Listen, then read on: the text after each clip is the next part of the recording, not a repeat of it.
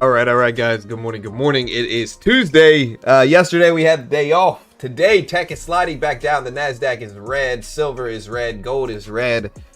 Tech fears are still here. Software fears are still here. I think if you look at like PayPal, PayPal is actually not that bad. Palantir is down. Palantir. You throw this previous closing price up. Where is the previous price on Palantir? 5 minutes. Yeah, Palantir's down on the day. Apple's down yesterday. A lot of stuff still very red in pre-market. It's just the fears of everything going on right now still. Oil is actually a little elevated on scarcity news. Again, market's still looking at basically risk off mode after the holiday. Although the Nasdaq, is that the Nasdaq?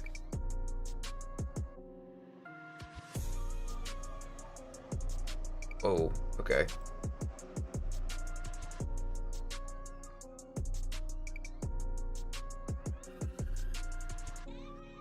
So I'm looking at the Nasdaq on two different charts.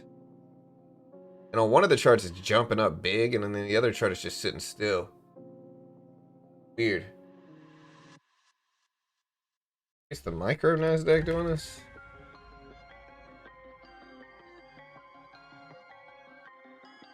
Like weird, look at this.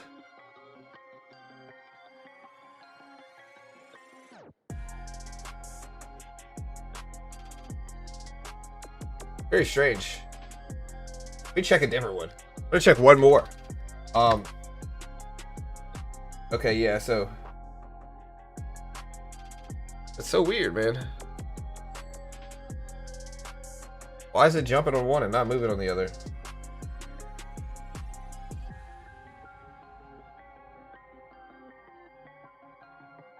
So weird. I have to figure that out. Yeah. What's up, Sam? Hope you guys have a great long weekend. This is gonna take years. Back and she's the next 3 years.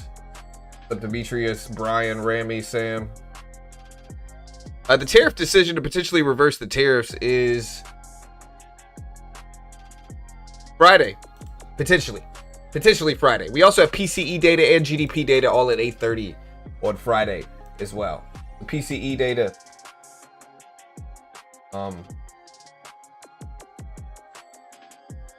and more on Friday. So Friday's actually a really busy day. Today we actually have a little bit of data. It's not anything that's going to make markets move a lot. I think it's the Empire State Manufacturing Index, but it's something. But again, look at Apple down. Wall Street's still in risk off mode. A lot of AI capex disruptions they think are going to hurt earnings across software, chips, and industrials. We had an AI panic last week. Economic calendars a little bit lighter today, but we do have Empire State Manufacturing data at 8:30 Eastern Standard Time. So what I'm showing here is software is what's scaring people, and also AI exposed tech. So Intel down. Micron doing okay, but still pulling back a little bit this morning, down. AMD down. Alphabet been down. Palantir red. So a lot of these stocks are scaring people. Gold pulling back about 2% as well, down to under $5,000 an ounce here this morning. Nasdaq recently pulling back as well. We did have some earnings today, but it's nothing really that's gonna like wildly move markets, I think. And basically AI fears are scaring markets right now is what we're seeing here. We also had recent news that in oil, if you take a look at oil today, oil is actually a little elevated right now. Iran just hit naval drills near the Strait of Hormuz that is heading into the key nuclear talks with the United States, so traders are pricing in supply disruption. The president amped up threats towards them as well, which keeps geopolitical fears high and scarcity worries. They're also potentially getting stricter enforcement on Russian and Iranian barrels and other supply interruptions, pushing oil to about $64 a barrel this morning. Again, Nasdaq slightly red. Close at 24.7s, is at 24.6s. Bought into Bitcoin yesterday. Yeah, if we take a look at Bitcoin right now, I mean, Bitcoin's basically where it's been. It hasn't really moved a lot. It's sitting at right around $68 a coin right now. You take a look at Bitcoin. Here's Bitcoin right here, right around $68 a coin. Not really moving too much. Down a little bit on the day overall. Although we did have some maybe some optimism here over the weekend, but kind of gave some of it back here. 16th, it went all the way up to 69.2s, almost to 70s. 16, I guess on the 16th, it went all the way up to 70,000 plus yesterday. Back down a little bit though, but we're still okay. Hasn't really moved a lot. Regarding a potential tariff decision, I see a lot of people asking about that. Let's take a look at yields first, and then we'll talk about the tariff decision. But yeah, yields are low. Again, they're at 4.03% this morning, 4.03% right now. They've basically been declining since last week's inflation numbers showed lower than expected inflation for CPI inflation. Lower than expected. It showed up at 2.4%. Again, I'm going to remind you guys, we got it exactly right. Exactly right.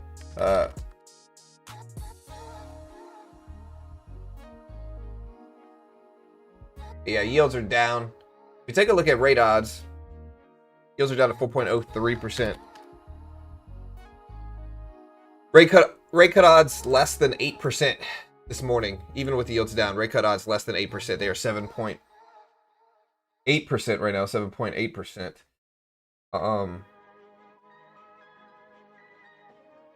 Okay, so again, the court hasn't given a specific date, as they don't, they don't really do that.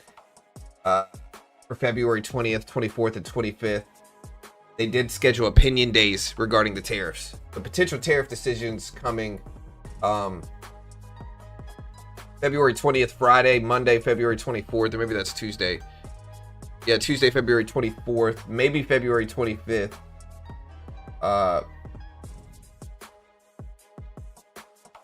Yeah, maybe live opinion days coming out 20th, 24th, and 25th is what I'm showing here. Now, if that's wrong, you can correct me, but that's what I'm showing right now.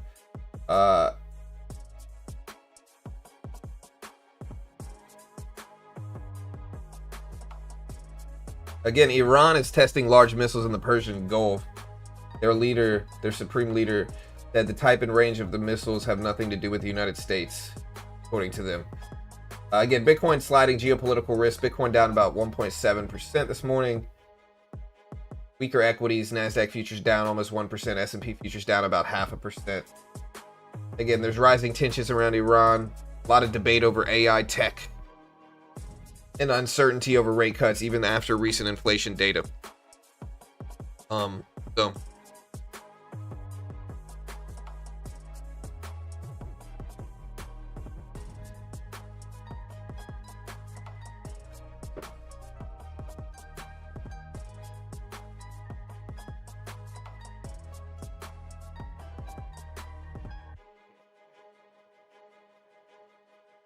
happens.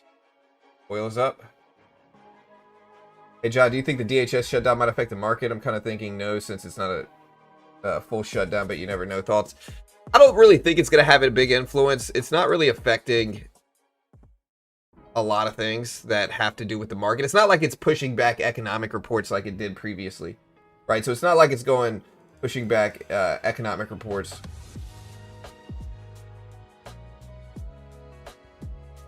Yeah, I mean, we're definitely looking like Stoic says, I've seen a few people interpreting the fall of yields as a flight to security by investors signaling a black swan lying ahead. I don't know if it's that, but I think we are obviously going to kind of risk off mode.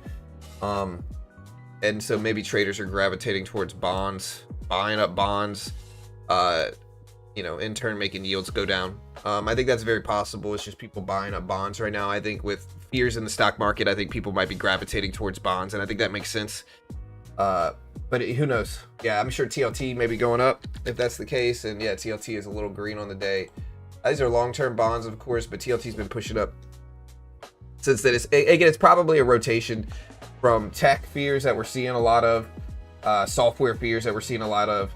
Earnings season kind of scared some people, even though earnings weren't terrible for most companies, but even still, reactions were really strict. Markets didn't really go up, even if the company reported good earnings a lot of the time. And if they didn't post perfect earnings, a lot of the stocks that dropped the earnings went down.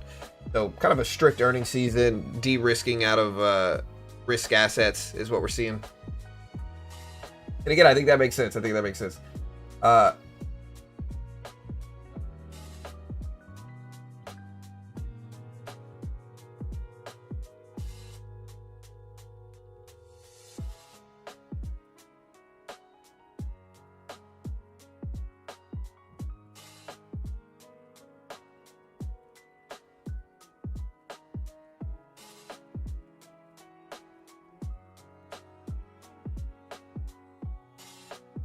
Yeah, look at bonds. Again, if you can look at yields on TOS as well. I think it's TNX. This is yields. They're not open yet, but yields have been falling down. Again, currently they're about 4.03% this morning.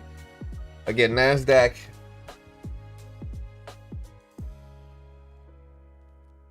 Still consolidating around these lows. We're going to watch some of these levels.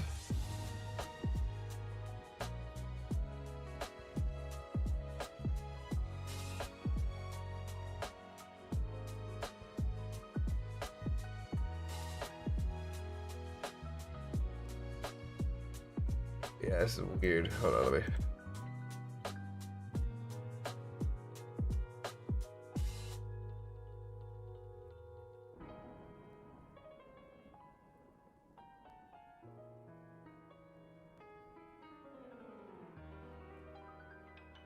Okay, there we go.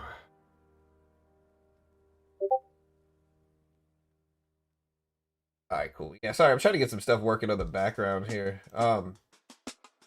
Iranian channels are reporting that Tehran has floated the old idea of regional consortium for the production of nuclear fuel plates in the latest round of talks with the U.S. According to these reports, Iran insists the fuel plate production must remain on its soil and is not willing to fully externalize this process. Again, Bank of America survey says gold remains the most crowded trade. If we look at gold this morning here, gold's under $5,000 an ounce here. According to Bank of America's February Global Fund Manager Survey, 50% of the managers say buying gold is the most crowded trade, slightly down from 51% in January. And meanwhile, 20% of the managers view buying top U.S. stocks like Nvidia, Alphabet, Apple, Amazon, Microsoft, Meta, Tesla as the most crowded trade. As the second most crowded trade, I'm sorry.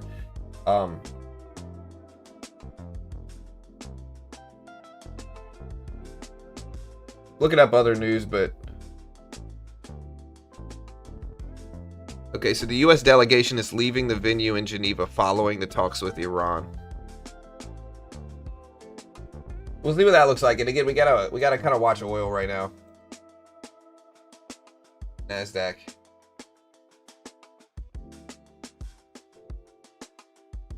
NASDAQ's starting to break down.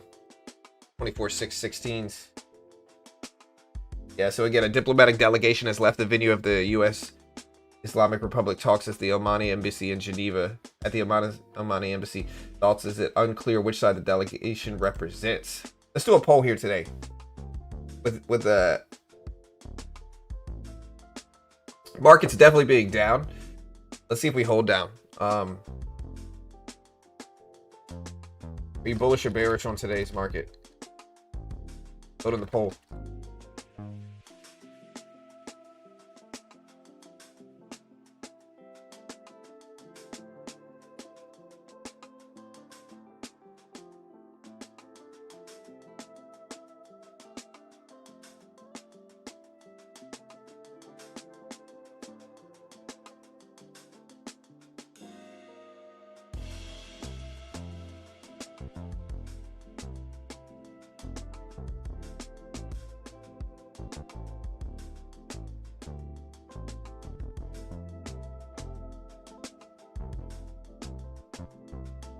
Again, we had an EU Commission spokesperson that the EU really stands ready to call an emergency oil coordination group meeting over supplies to Hungary and Slovakia. There are no short-term risks to supply due to ample emergency oil stocks in Hungary.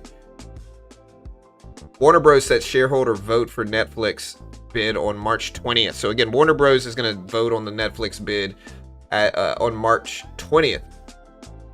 We also had news earlier that the U.S. is planning to deploy more advanced missile systems and other weapons in the Philippines to deter Chinese aggression in the South China Sea. State Department said this today, affirming a policy that's been that has angered Beijing. I need an I don't know option. What is your opinion on Spotify? I think Spotify is down a lot. It is a software company in the middle of a software slump, but I also think that it might have some resilience, but it's not guaranteed. And so for me, I'm kind of neutral on Spotify. I think Spotify seems like a good company. And again, I'm not an investment professional. I'm not liable if you lose money. Always make your own assessment, trade smart. But it seems that Spotify might have resilience with everything in music right now. But that could certainly change in the future. And so I don't think it's necessarily stable in terms of technological evolution and business evolution. I don't necessarily think it's stable. But again, I'm neutral on it. I think it's down a lot, especially over the last year or so. And it might be good. It might be good. Might be cheap down here. I have to look at what the PE ratio is.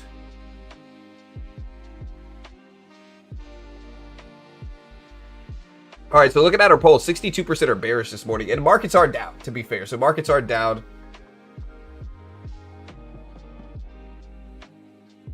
I've seen a few people interpreting the fall on yields as a flight to security by investors. Yeah, I think that's probably going on. And again, we do have Empire State manufacturing data today at 8:30 Eastern Standard Time. Yeah, so again, the second round of U.S.-Iran nuclear talks has ended, according to Axios. Second round of nuclear Iran-U.S. talks has ended, according to Axios.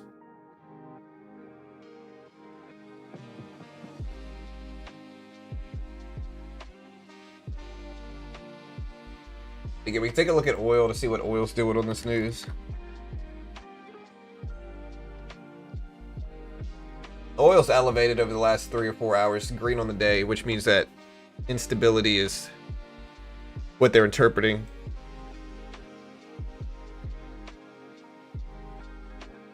Yeah, honestly, I use YouTube to listen to music most of the time. I've got that song Lola Montez stuck in my head, bro. Good song, but it's stuck in my head now. Netflix, I'm in Netflix. I'm not really, you know, this is leading into the Paramount, Warner Bros. Really, it's just the Warner Bros. Bid, but Netflix is down. I might buy more of Netflix down here, though. I mean, it's Netflix. You know, I mean, I think people are just pricing in Stranger Things being over. You know, I might actually buy a little bit more of Netflix right here. And I do think they're going to get approved. Be honest, I do think they're gonna get approved. So you know what, we'll buy more. Fix our average a little bit here, and hang out with it. Well, for almost everything. Anthropic is the Department of Defense's crosshairs. Isn't it called something different now? It's called the Department of War, sir. Again, I wouldn't have changed the name personally. I'd have just left. I think Department of Defense sounds more professional, but you know, it's all good.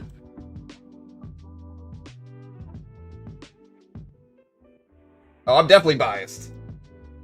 I would argue I'm the top 3 most biased guy ever in that regard. All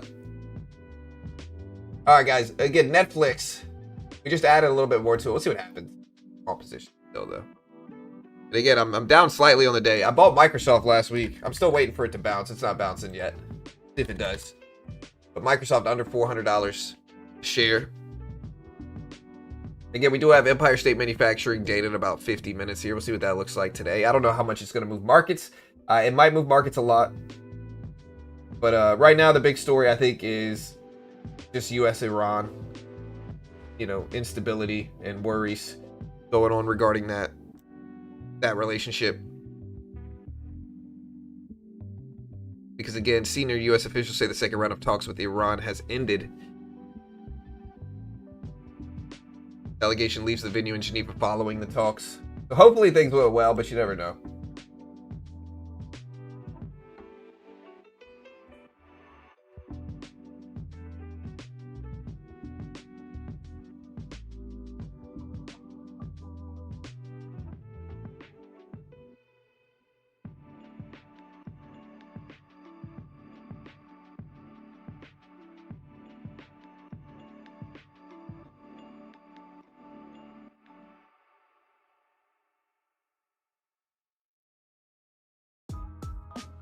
I have to figure out. Yeah, I like Volbeat. Volbeat's good.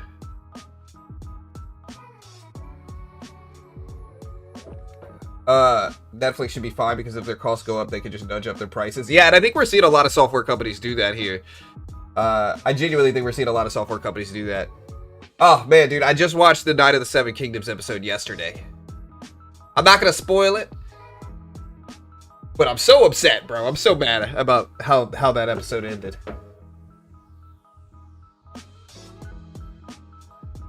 But, again, if Netflix's merger succeeds, Netflix will own HBO. It'll own Game of Thrones.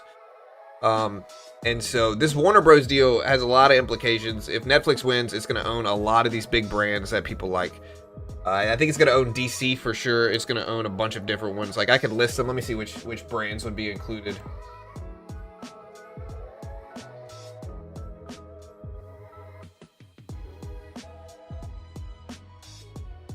I know it'd be Game of Thrones is definitely one of them. Let me see.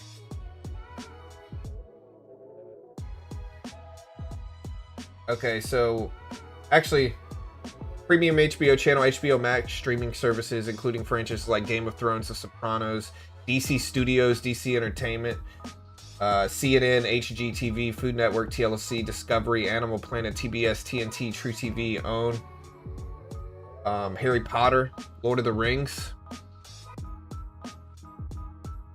Batman, Superman, Wonder Woman, all this other stuff. So that's why this Warner Bros. Deal has a big implication. I do think they're going to get approved, though. My guess is that they're going to get approved. NASDAQ pull it back a little bit here on a red day, but I do think they're going to get approved, most likely.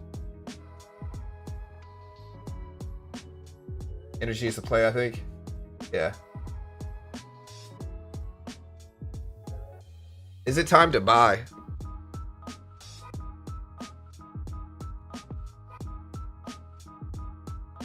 %62% of Gen Z and millennials have accessed retirement savings.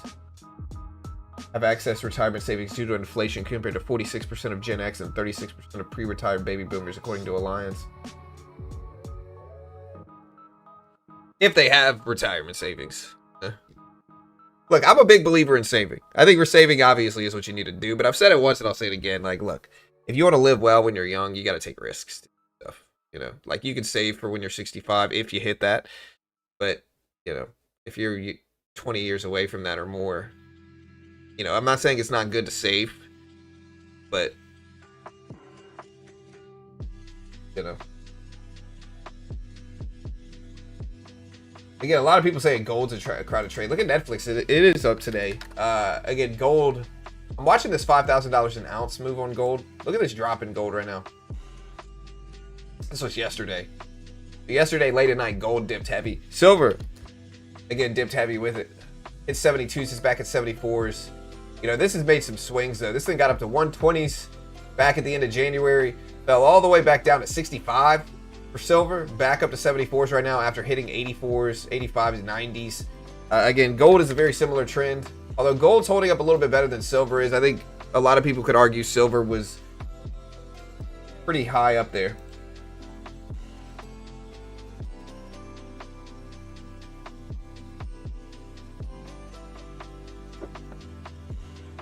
Family of 6 at Disney is 9 to 12,000. Yeah, that makes sense. I believe that 100%. You know, I've been to Disney World. It's not cheap to go there. You know, I love Disney World, by the way, but not cheap. I'm just like a big roller coaster person. My daughter and I like roller coasters.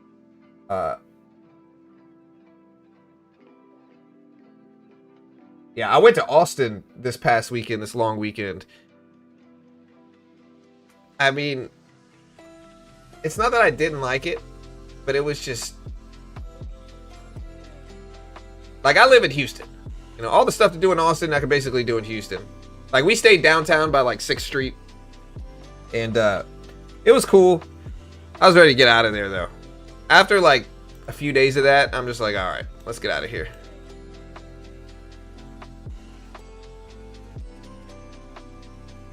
New construction's up to 800 a square foot. Yeah. And again, I'm curious to see if the Empire State Manufacturing data is going to move things right now. We don't really have any other big news. We had some small earnings come out today, but nothing really crazy. It's still a little early and not a lot of stuff's going on right now because of the...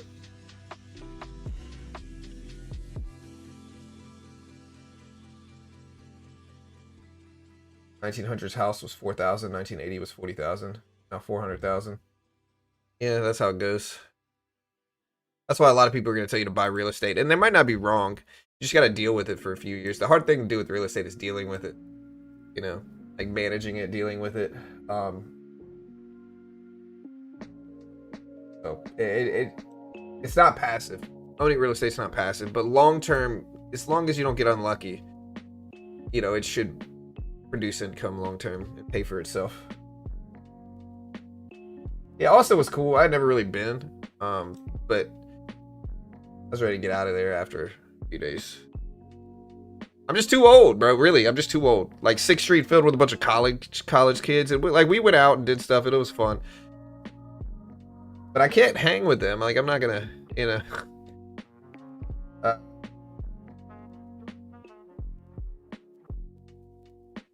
Caves? We actually went and saw some caves when we were there. It was cool. Got to ride zip lines.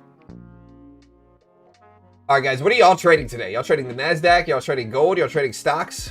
What are you guys trading this morning? We're going to start trading pretty soon here.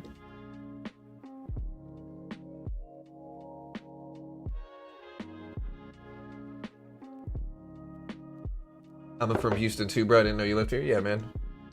I moved to Houston. I don't live in Houston. I live on the suburbs outside of Houston. But I moved in like 10 years ago? 15 years ago? Was it 15 years ago? I think it was. Wow. Louisiana's my home, but anything else look cheap to anything else? Does anything else look cheap to buy right now? I'm looking at stuff to buy potentially as well.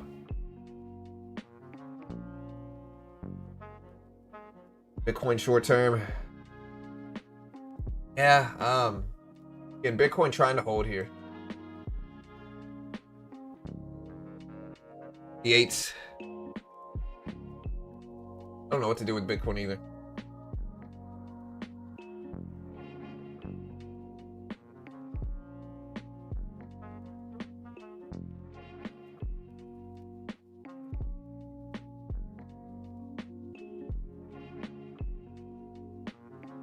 Gold just sits there. Toronto's $1 million for an average house. Yeah, it really depends. California, New York as well. Similar things. But again, I think a lot of they're going to use the argument that they appreciate more as well, right? So if you buy $1 million home, or you know, just like your base home in some of those places, and those properties go up 50%, you're going to earn a lot more. You know, percentages might be similar to other places though, but you're going to earn more in the end. High risk, high reward, basically is what it is. Yeah, I mean, I bought Microsoft last week. Dude, how do you keep a set of hair like that? Are you native? Blessed. I don't know, bro. They say it comes from your mom's dad, and my mom's dad was bald at 25. So, you know. Somehow, I still have hair. I have my dad's hair. But I appreciate the compliment. Nvidia down as well. Yeah, a lot of these big tech stocks in the Mag 7 are down. Nvidia down to 180s. It's been struggling to hold, and this one got up to 194s. It ran into this resistance we talked about last week of 194s. So it ran into all this resistance right here. Couldn't hold, pulled back some. A lot of fears in AI right now. You know, AI is getting to the point where a lot of money has flowed into it over the last like 4 or 5 years. And now people are less willing to put money into it. As of now, they're less willing to put money into it. It might be a good time to buy. I'm not 100% sure. Be careful. It's definitely not risk-free. But it might be big risk, big reward type things. But again, Nvidia down on the day. Again, Apple red on the day. Google red on the day. Microsoft red on the day. AMD red on the day. Tech stocks. Netflix is actually green, I think. Yeah, Netflix is green. Netflix is doing okay. But yeah, I mean, there's a lot of fears right now in tech and microchips leading into this week. And again, this week we have GDP and PCE data. Next week we got the FOMC minutes report. Is Burry correct? Chat, what do you guys think?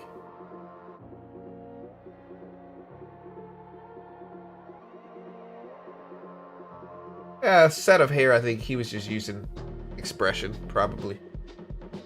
I had a dream they gave me leverage. First 15-minute candle at 9:30 Eastern Time holds the answer. Any news today? We have Empire State Manufacturing data. So we have Empire State Manufacturing data. Again, I don't know how much it's going to move markets. I really don't. We'll see. Yeah. Again, we'll see what Burry says.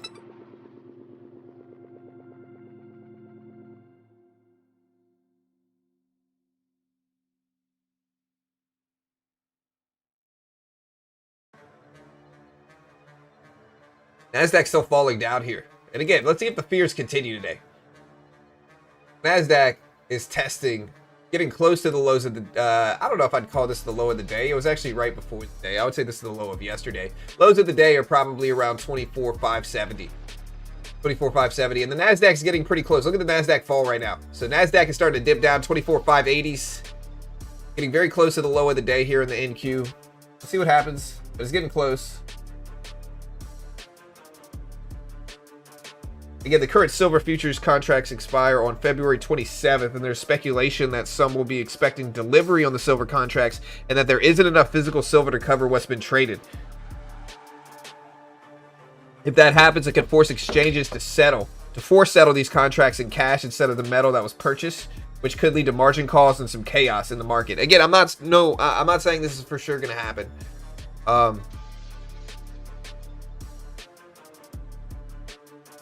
Yeah, I'm not saying this is for sure going to happen. Order filled. Sorry, I'm trying to trade on Tradeovate this morning. Order filled. Okay, I got to get this British guy to stop talking to me while I'm trading, bro. Get out of here, dude. Not that I don't appreciate the British. Listen, my last name's London. You know, maybe I should have a British guy if it's any guy. But, this has got to stop. I don't like this at all.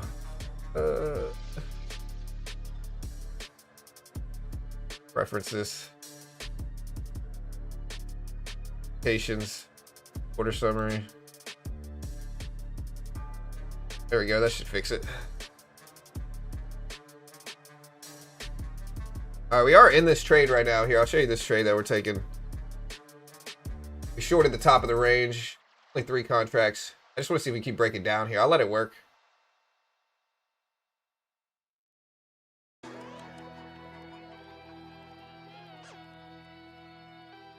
All right, we took one off right there. Still breaking down a little bit here.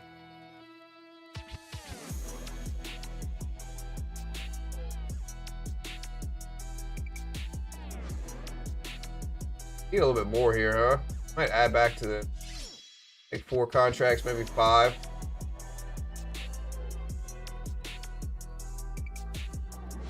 if we can break down. I got about half a mini contract here. I still want to see it break. Too close to these lows.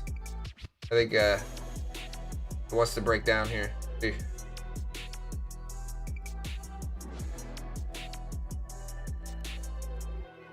There it goes. Half of that off. Another little piece off there. There we go. Another little piece off there. And I'll let the rest sit. We're pretty close to this low right here. I think markets are kind of watching this low down here too. But I can hold this break even. But I want to give it time. How do I get the little triangles for my positions to fall off this? I don't like that at all.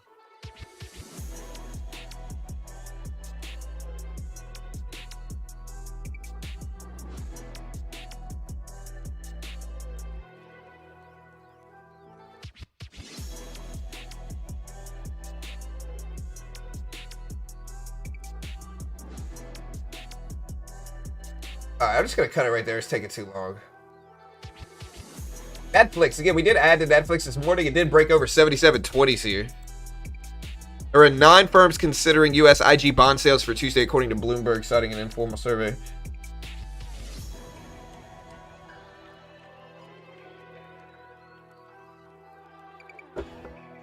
We have Empire State Manufacturing data today. Again, over the last couple of weeks, Burry has hit 3 nerves that are scaring people. Burry basically says there's an AI bubble plus a bit too big to save theme. He's calling the current AI boom an epic bubble and a mania that is mathematically destined to fail, according to Burry, arguing that even aggressive government or Fed support won't be able to rescue it once it cracks because of the capex hole being too large, essentially. The other thing, he's doing direct shots at specific stocks. Oracle, Nvidia, and Palantir, he's publicly criticized. He's laid out detailed bear cases and taken big short positions in AI-linked names like Palantir, Nvidia, and Oracle, sharing charts that imply 40 to 50% downside for Palantir, which he thinks is a head and shoulders pattern, landing area in the 50 to 60s.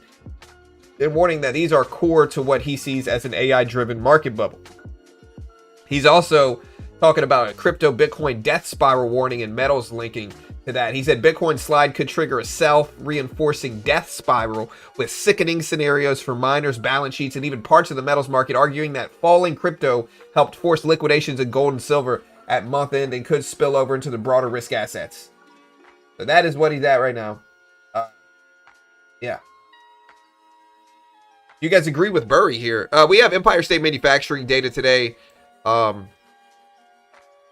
Yeah, we've got Empire State Manufacturing data today. How do I show my P&L here? Okay, we're green.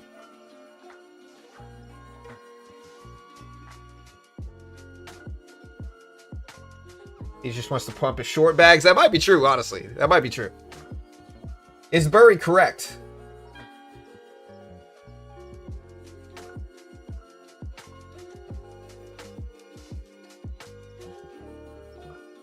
Might actually short this again here.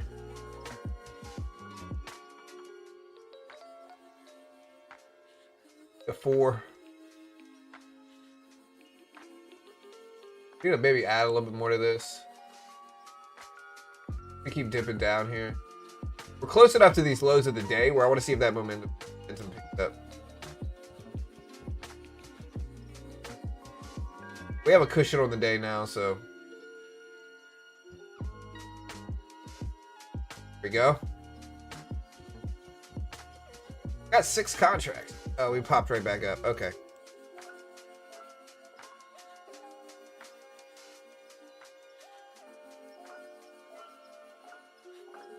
I'll do it. I see this resistance level.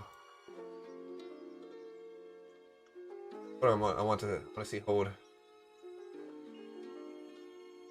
Might actually test it though. I want to see if we reject. We're close enough to the lows. I want to see if that kind of magnet pulls it down. Netflix is jumping though. Netflix is jumping after we added more to that position this morning here. Netflix up to 78 right now. Didn't quite hold over 78s. Here, I'll come back to this. Guys, what happens? But look at Netflix. Jump up here. Right around $78 an ounce. Or I'm sorry, not for net. Right around $78 a share. VIX wants to drop more. Oh, I'm getting punished in this trade here. We ripped up too much. We'll give it a second. See if it comes back down.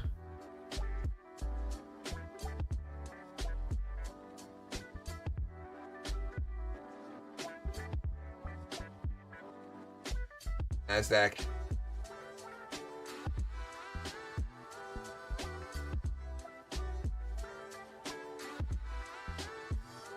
Bitcoin will always be safe. Yeah, I mean, maybe. I want to see Bitcoin go up. I do. Depends on the time frame we're looking at. We will eventually need to see an AI payback or it will burst. Yeah, I mean, that scared a lot of people here. Again, I'm in Oracle as well. Oracle's done me better, though. Or let me see if I'm still in Oracle. I think I am. Yeah, I'm still in it. We're about flat in the position overall, though.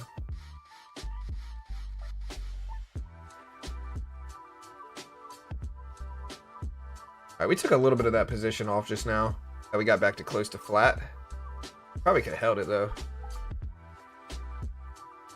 They could just put ads on AI and it'll be profitable. Yeah, they can also profit from data, and I think that's what we're going to see more and more is data profiting, like they do in in search engines and social media. They profit from your data and those things, and I think that's what we're going to see more and more as time goes on in those areas. Alright, so we are back green in this position now. Perhaps we shouldn't have taken some of that off. That's alright, we made it back. Would you rather buy 1 Bitcoin or 1,000 shares of Netflix? Chat, 1 Bitcoin or 1,000 shares of Netflix? What do you guys think?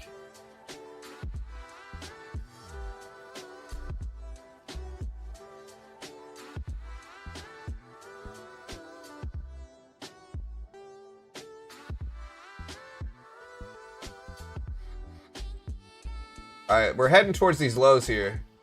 Took a little bit off again. There we go.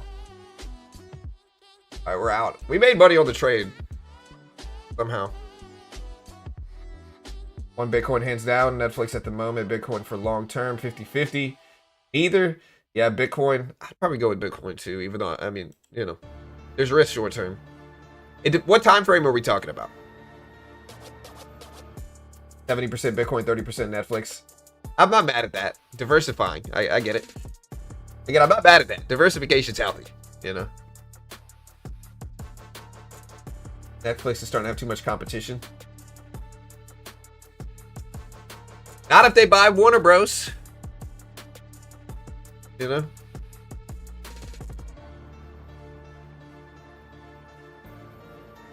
I'm glad I found your page. Love your energy and you are calm. You're not hurt by comments. Top 3 calmest. I thought the rule was full port. It was, but I'm not mad at it, you know. Hey, we'll profit from everywhere possible. Add subscriptions, data, everything. No omegas. Yeah, I mean, that's how it goes. 2-year time frame. 2-year time frame is a little bit different, though. That's a different thing. Like, if we're talking about long term, that's great. Right? If we're talking about short term, that's a different argument. That's a different argument. And I like Bitcoin. But I've never been one of those people that are just going to tell you, like, confirmation bias. Hey, Bitcoin's going to hit 1 million this year. You know? Is it? I hope it does. I'm skeptical it hits 1 million in 2026. You know? Again, Bitcoin under 68,000, testing that level now. 68,000 on Bitcoin is right here. Right around here. Yeah, 68,000. We just dipped underneath it.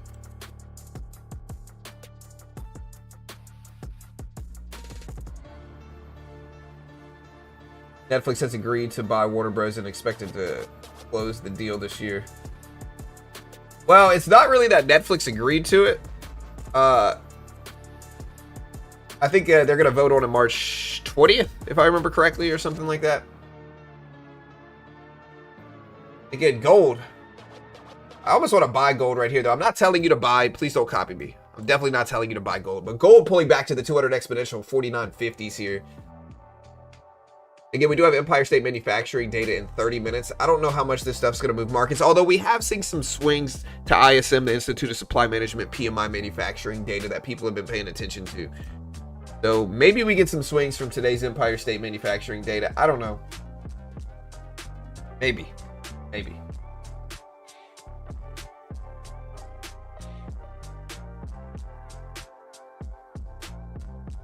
Again, durable goods dropping Wednesday. Again, we do have Empire State Manufacturing data. Oh, we've got the ADP data. I forgot, guys. I forgot. I gotta title this.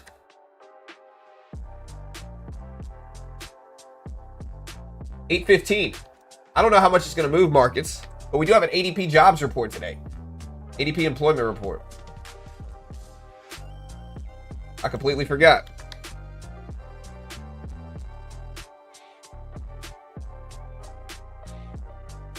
I completely forgot we got a job report today, guys.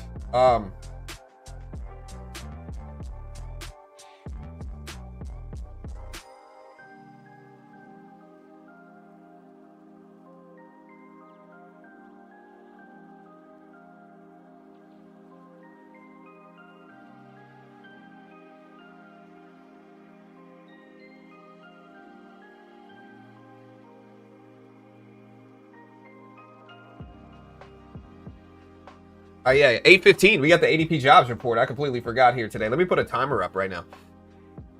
I keep forgetting. I always forget they do this now. What do we have? We've got 13 minutes. 12 minutes, really, here.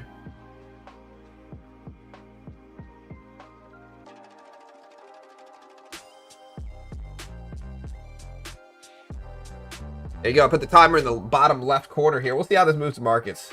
It's at 8:15. It's at 8:15 Eastern Standard Time. Again, they might come out at 8:20. ADP's kind of late sometimes. It's not the biggest report. Again, Bitcoin, NASDAQ getting closer to these lows of the day here. Maybe I should have held my short position. Wait, am I still in my short position? No, I'm not. But the NASDAQ started to fall down. Here's gold on the left side here.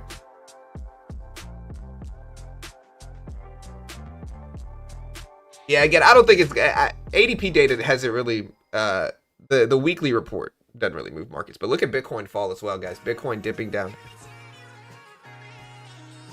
So we're starting to dip down here. So again, the ADP jobs report, last time it showed up at 6.5 thousand average weekly employment change, 6.5K. When was Burry last correct? We don't have CPI data at 8:30 today. We don't have CPI data. We have Canadian CPI data. We'll cover it as it comes out. Shout out to my Canadians out there.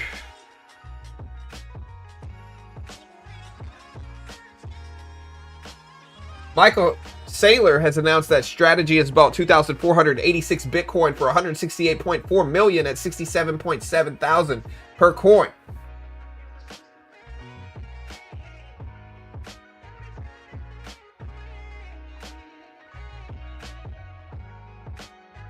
Okay, so a record number of investors say that companies are spending far too much, according to Bank of America's latest fund manager survey.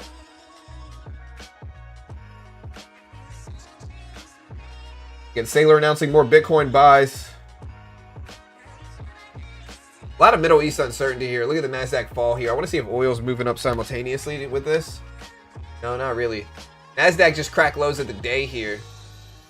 Lows of the session, I believe, are 24,558.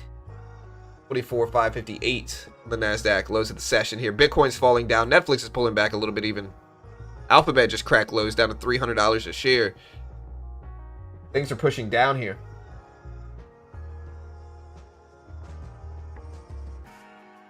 CPI is Canadian inflation data, so it's not going to move things almost at all. But look at the NASDAQ dip here, guys. 24,560s.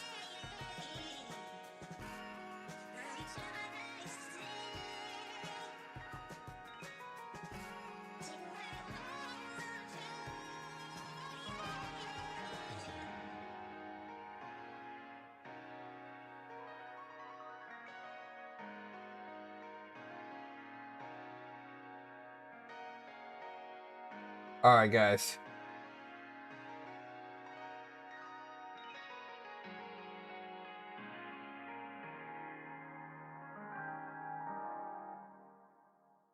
NASDAQ down to 24,640s. Again, we'll see what the ADP data does. Again, MicroStrategy buying 2,486 Bitcoin, purchase price of 168.4 million, average price of coin 67.7 between February 9th through the 16th, yesterday. And again, as this is coming out, look at the NASDAQ crack lows of the session here. 24,550. Just tapped 24,550 here. Look at this turn. Let me make sure we don't have any breaking news to drive this down ahead of this stuff. I don't see anything that would move markets like this. Again, strategy purchasing the Bitcoin maybe. But here's Bitcoin. Moving down on this as well. Get 24,550. NASDAQ falling down here.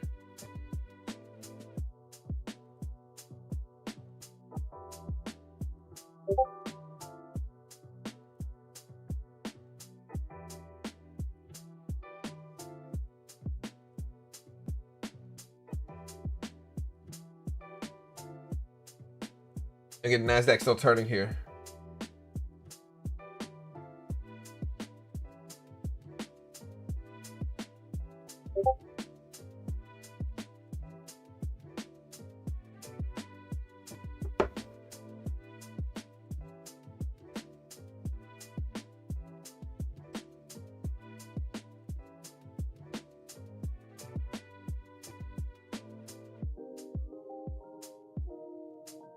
We have to break this VIX trend, man. Yeah, the VIX I'm sure is going to be going up right now. So the VIX Again, over 2250s right now. 2250s on the VIX. So again, we're getting uncertainty in markets here. Markets are getting a little nervous this morning again here. And this is after weeks of nervous markets, weeks of pullbacks.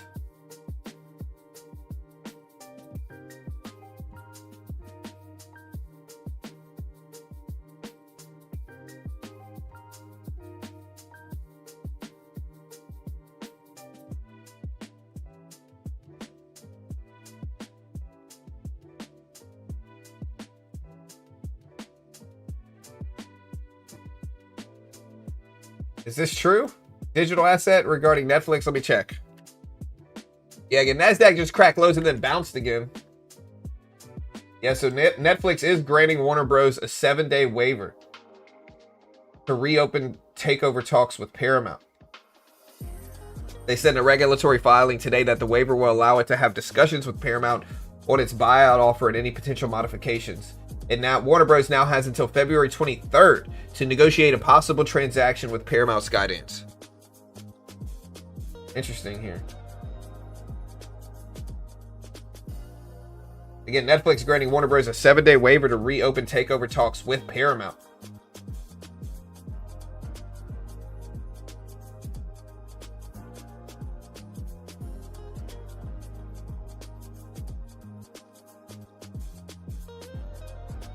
Yeah, I just checked it. Netflix doesn't want the breakup fee. Netflix would have to pay the breakup fee. Is what it is. Netflix would have to pay Warner Bros. A breakup fee if they don't get approval. Okay, so this means that Netflix is essentially confident enough in its deal that it's letting Warner Bros. Check if Paramount can truly top it. Warner Bros. Is contractually tied to Netflix right now and normally can't negotiate, but Netflix is temporarily relaxing that restriction for 7 days so Warner Bros. Can talk to Paramount, push them for their best and final, and see if they'll raise above the $30 to $31 per share they floated. After the 23rd, Netflix would probably match, and Warner Bros. Board is still recommending Netflix's deal and has already set shareholder vote for March 20th, so the public stance is Netflix is our preferred transaction. We're just exhausting the Paramount option for fiduciary reasons and protective reasons is what this is. Again, we got less than 5 minutes before the ADP data. Now, if the ADP data is flat and not crazy, it probably won't move markets. But if it's a big amount over or under, that's when we might get nerves. All right, so we're seeing that in an event correspondent that the Iranians refused to discuss the ballistic and enrichment principles in this meeting that they had today.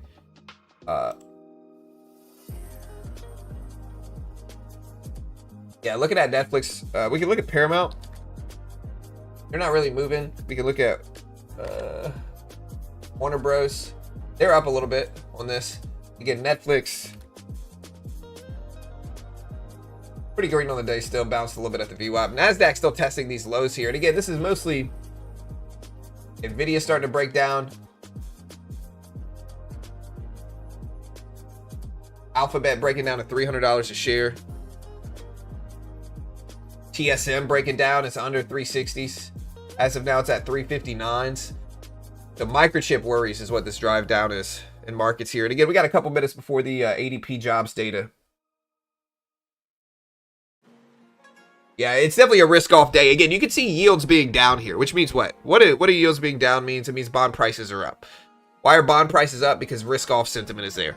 People are nervous. Risk-on sentiment would be like microchips flying. A lot of buys coming in. We got the opposite of that right now. Again, NASDAQ just broke lows again. 24,530s here on the day. Look at this drop. The NASDAQ is falling down here.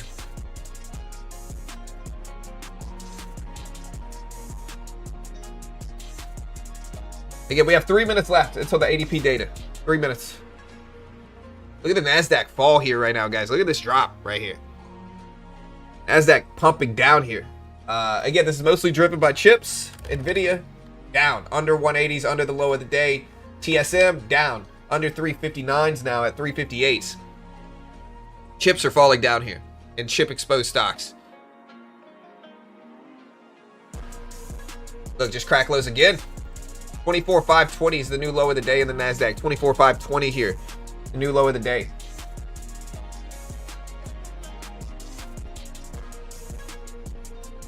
I saw the...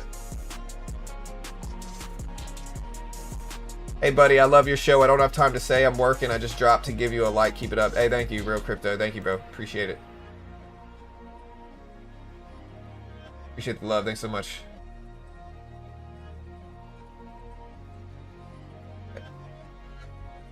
Hey, what's up, Jono? Hey, good morning. Third. All right. NASDAQ started to bounce a little bit. Been breaking down here. Again, we got about 2 minutes left until the ADP data.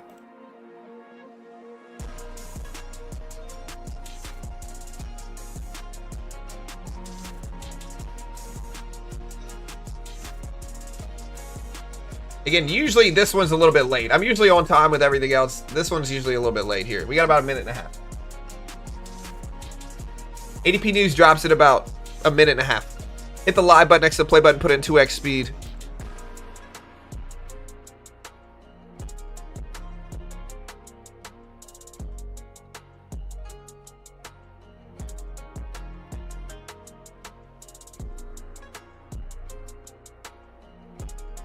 All right, guys, here we go. We got 1 minute left. 1 minute.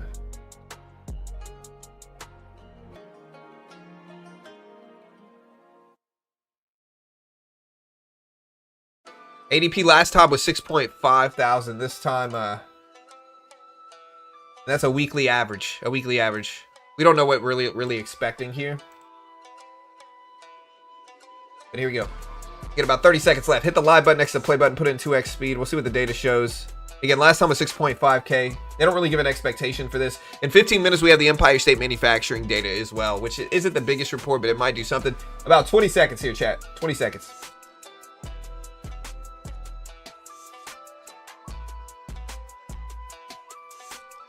All right, here we go. 10 seconds.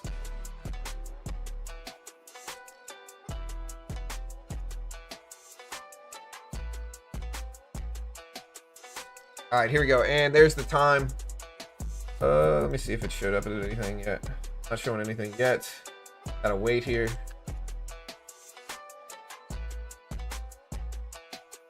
Still waiting. Nothing yet. Again, ADP is most of the time delayed. 10.25 thousand. 10.25K is what the ADP data showed. 10.25K versus 6.5 thousand previously. So a little bit stronger than last time for ADP data here. Again, 10.25 thousand versus 6.5 thousand previously for the ADP employment data. Again, 10.25 thousand versus 6.5K previously is what we're showing for the ADP data here. So a little bit stronger than expected. I wouldn't say strong, but a little bit stronger than expected. We'll see what the NASDAQ does here. NASDAQ's been turning red, been deep red this morning. So again, we'll see if that trend continues. But yeah, again, ADP data, 10.25 thousand is what we showed up as, 10.25 thousand. We'll see if that continues, but yeah.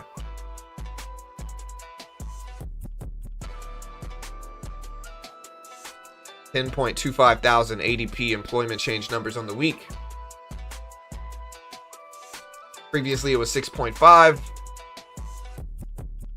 Again, this one they showed 10.25 thousand.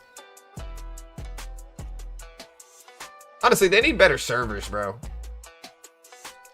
For ADP data, they just need better servers. We will never get jobs. I mean, 10.25 is better than last time, which was 6,500. So we did show up better than last time at 6,500. NASDAQ is up slightly on this report. You can take a look at what gold and silver are doing here. Gold and silver has been breaking down with all of this, and I don't know if this report's enough to really stop it from happening. But again, 10.25 thousand is what we showed up here for ADP.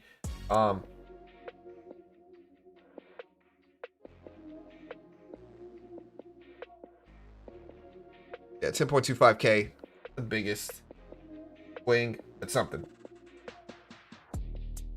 See if this rebounds the NASDAQ.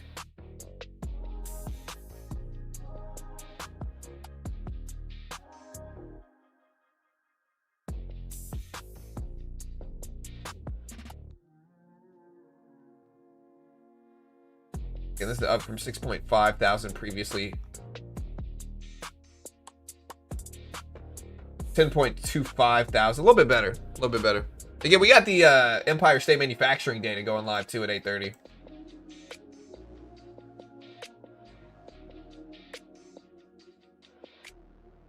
Curious to see what this is as well.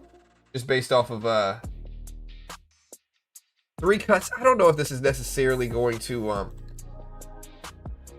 move yields in any significant way. I mean, we can see. Last time I looked at them, they were at 4.033%. They're currently at 4.035%. And so this did make yields jump up a little bit since it was probably stronger than last time. But it's not a huge jump. Like, here's the jump in yields right now. So, not the biggest move right now, to be honest. But again, 10.25 thousand. Oh yeah, I spilled coffee all over my computer this morning. I'm just glad we're here and it's working. Yeah, so again, we can take a look at this actual report here right now. And this is the report.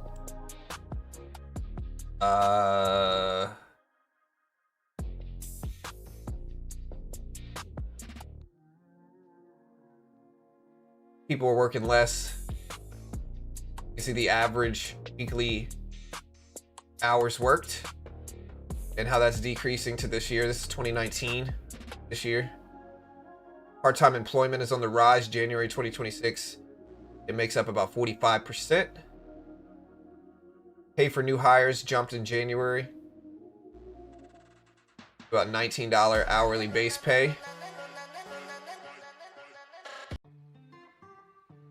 Again, 10.25 thousand is the NAR polls here. Here's what the actual data shows. Mortgage rates are at 3-year lows. So, see if the market holds on this report. Again, I don't know how well it's going to make markets move.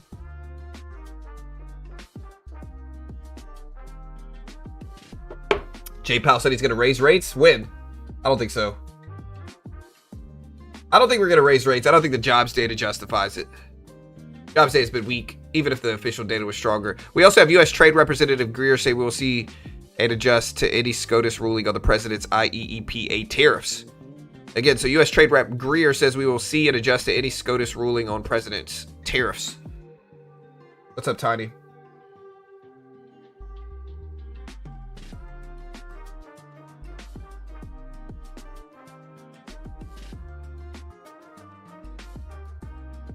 And again, we do have Empire State Manufacturing data at 8:30. That could move things as well. Again, weekly report did show up stronger than expected here. Nasdaq starting to bounce back up. Is it time to short this move? What do you guys think? We hit lows and then we're bounced a little bit here. And that brings us to the market right now. Again, here's gold on the right side. Gold under $5,000 an ounce. It's been falling down for an hour or so now as well.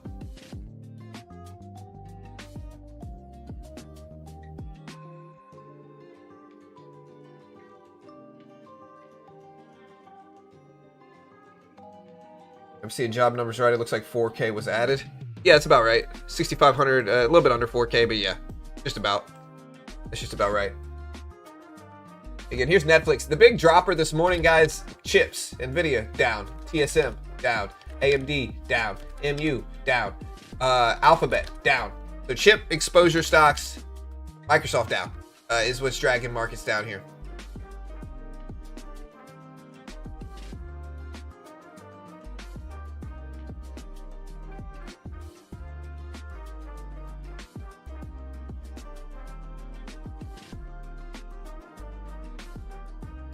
Bro.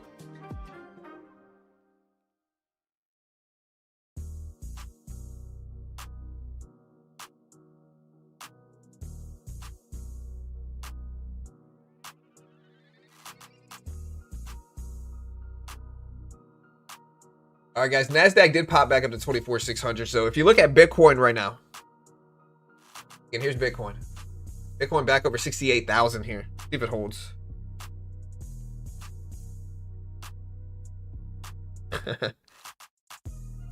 I hear Britt listening to me. My friend Britt, he came to Austin with us. He says, why do you think chip stocks are falling? I think people are worried about overvaluations. They're worried about extension. They're worried. They're basically like essentially what happened here this last earnings season that scared a lot of people. if you're wondering why chip stocks are down, and it kind of continues the trend here. Although, look at this bounce back up. We are getting a move back up. But the reason they're down over the last few weeks is because, hold on, I did spill coffee on my computer yesterday, or this morning. Now my computer's kind of freezing up a little bit here. Hold on, get out of some of it. Exit. My computer breaks down here. All right. Anyways, the reason chip stocks are down is because people are worried that big tech is spending too much on them, right? So we had Alphabet earnings. They did 200 billion CapEx, which is capital expenditures, which means that they're planning to spend around $200 billion on AI. People are worried that that money is going to be wasted. They're worried that people are spending too much before AI is really monetizable in that big, profound way that all that money is getting spent on it, is essentially what's happening. Simultaneously with all this stuff, we have Michael Burry, who is the guy that predicted the Big Short in 2008. Burry also has said some things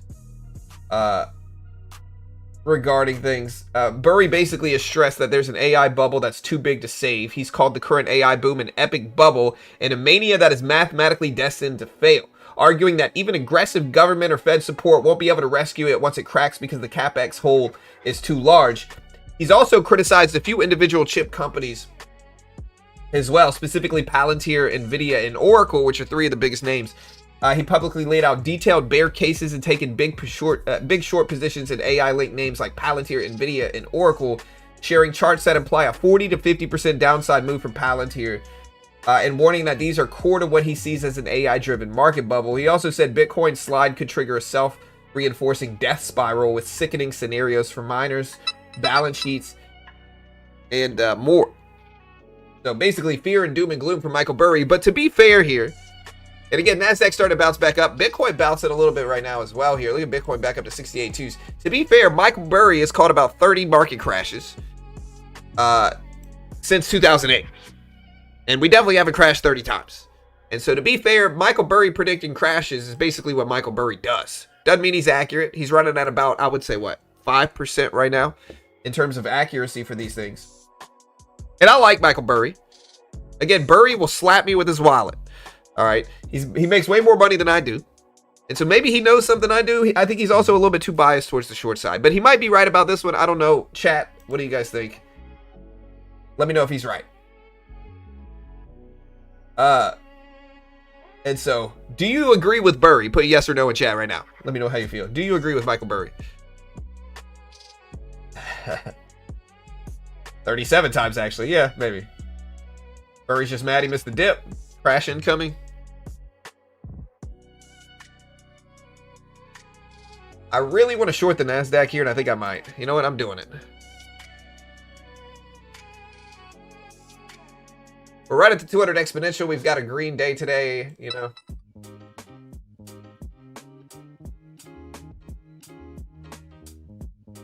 My friend Britt, who's driving back to Baton Rouge right now, says low accuracy rate, so no.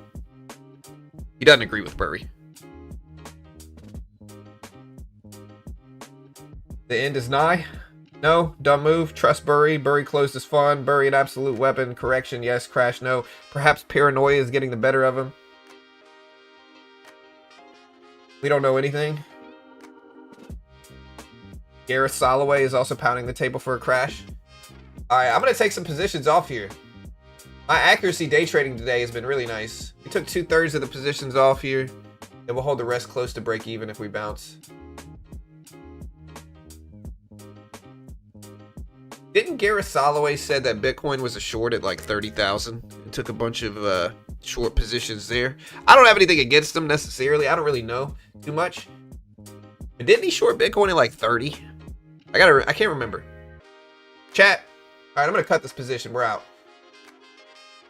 I might be wrong here. Again, not an investment professional, guys. Don't copy me.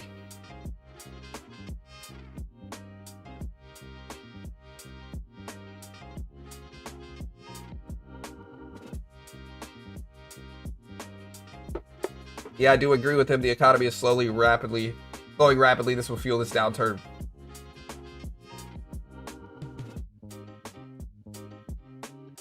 All right, guys. Again, Empire State Manufacturing data in 2 minutes. And then we can keep the crash talks going here. Empire State Manufacturing data 30 minutes here. We'll see what we get.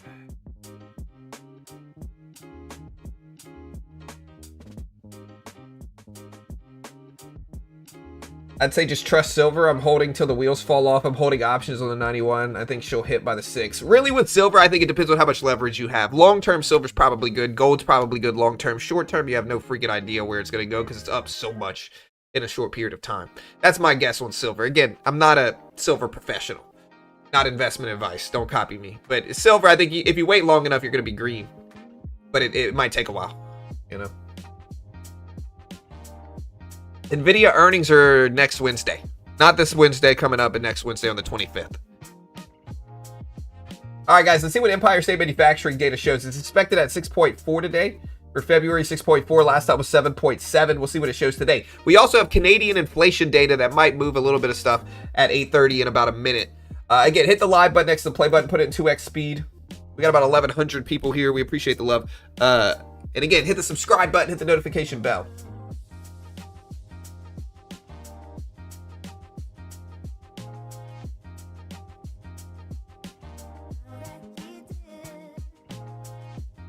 But I'm long John Silver.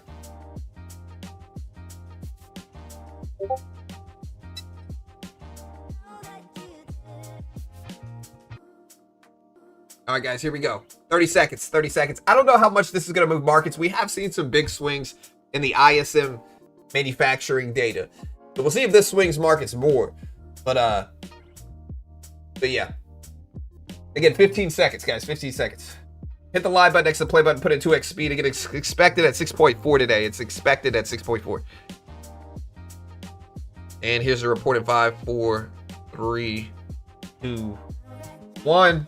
Empire State Manufacturing data 7.1 versus 6.4 expected. Stronger than expected Empire State data here by a little bit. 7.1 versus 6.4. Canadian CPI data showed up lower than expected at 2.3 versus 2.4 year over year. And on the month, it showed up at 0% versus 0.1% expected here. A little bit lower than expected Canadian CPI data. A little bit better than expected Empire State data for us. Again, it didn't really move too much. We got a little bit of a reaction to the downside here on the NASDAQ. And so again, Empire State data showed 7.1 versus 6. Where'd it go? Versus 6.4 expected. 7.1 versus 6.4 expected. Canadian CPI, again, lower than expected. 0% on the month. 2.4% on the year. Or 2.3%, I'm sorry, on the year for the land of Canada. Canada. Shout out to Poutine.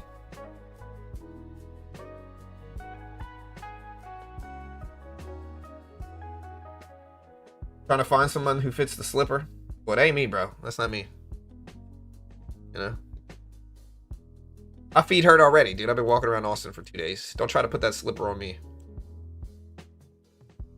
All right, guys. NASDAQ under the 200 EMA. Also, guys, if you want to help support the channel. Hold on. Let's see if the market turns here.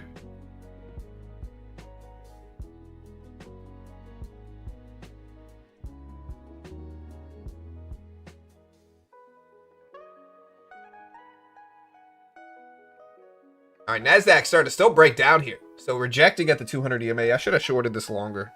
That's okay.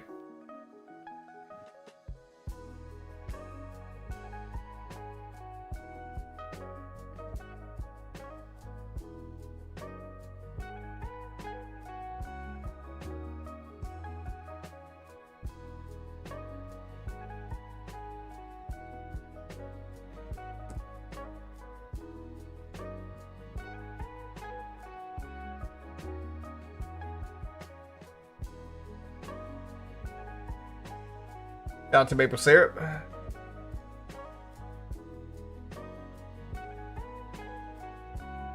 Again, we'll see what happens. We're definitely red. Will we get bigger bear action at the opening bell here, chat? So I might short a little bounce if we get one. But again, ISM data a little bit stronger than expected.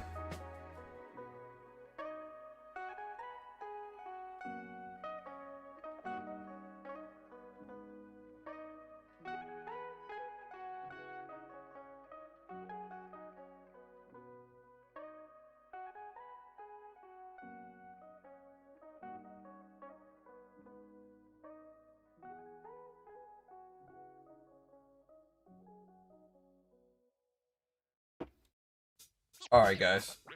Sorry, I'm checking it. Look at the NASDAQ breakdown here. The NASDAQ bounced a little bit. I should have shorted. The 200 exponential.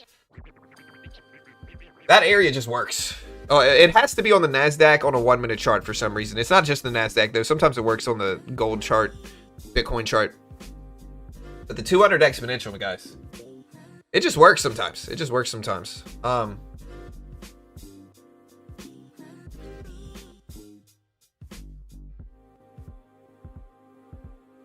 Bear trap.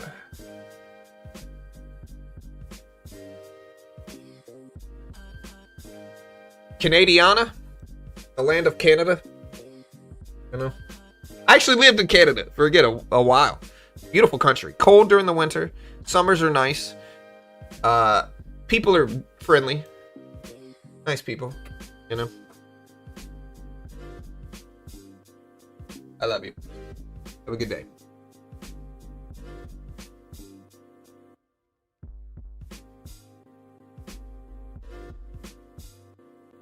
Again, NASDAQ rejecting 200 exponential here, chat.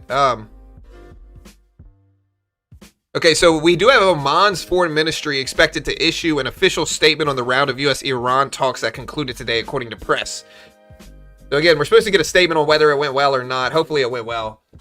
Oil, as we're saying this, again, oil generally goes up with more instability in the Middle East. So like if tensions are worse with the U.S. and Iran, price per barrel of oil will go up immediately. You can see oil futures 67 or 63.40s per barrel right now. Hit 64s earlier this morning. So depending on what that statement says will influence the price of oil. We'll watch that in oil futures. Yeah, we'll see what happens. You think Tesla would crash Q1 if earnings are as bad? I lived in Sault Ste. Marie, Ontario, Canada, and Batchewana, Canada. So the Sioux is what they called it.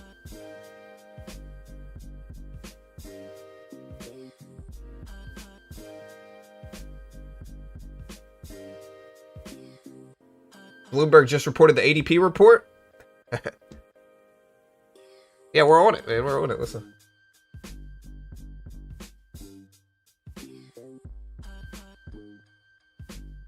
Buy the NASDAQ. Let's dip. I don't know, man. I don't know. We'll see.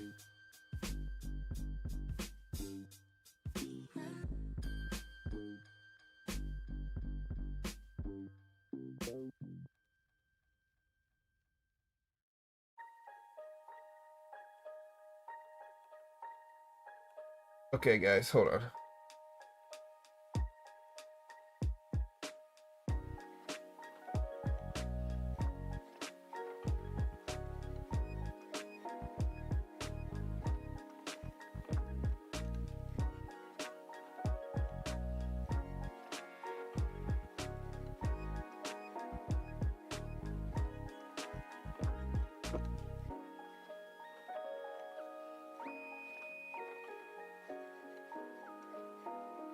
All right, guys. So again, I might short this little NASDAQ bounce here. Again, if you want to help me out, you can help support me on a Take Profit Trader. I'll put this link up for Take Profit. Help support your boy here in this channel. I appreciate it.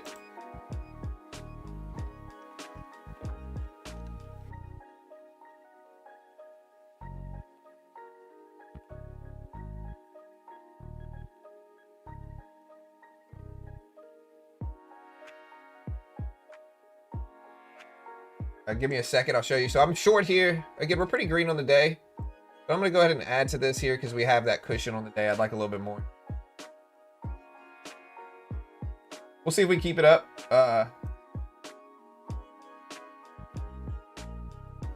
right, there we go. We're green. Take a little off here. Let me break down some more. There we go. You'll love to see it. We'll add we'll take some off here. Again, I'll pin this link to the top of the chat if you want to help support the channel. Great way to help support the channel. They are an affiliate of mine. I am biased.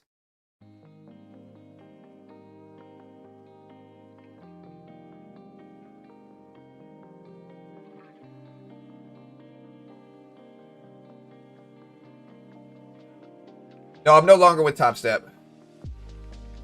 All right, so again, we have 2 contracts left here. We've mostly taken profit in this. We did get a breakdown like we wanted here. We're going to take another one off right there and see if we can keep breaking down some more here. But I don't think we've had a red trade today. I'm not going to say it because I'm not 100% sure, but I don't think I've had a red trade today in this.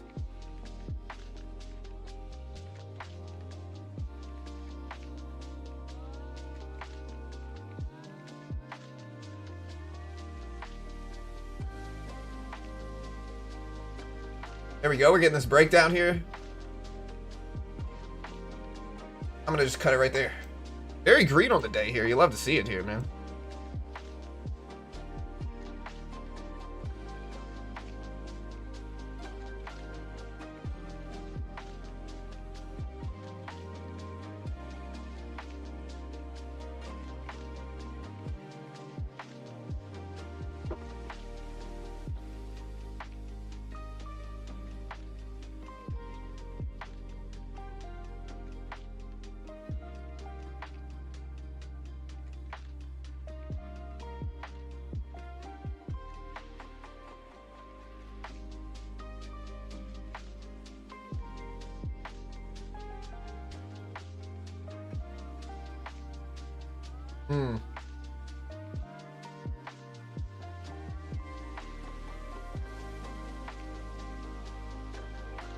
Again, guys, we are starting to break down.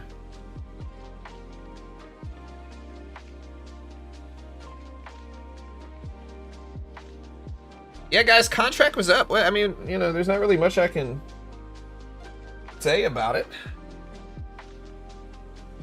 And honestly, realistically, I might promote a couple different ones now. So, you want to help support me? Check out the link. Did I pin it to the top of the chat?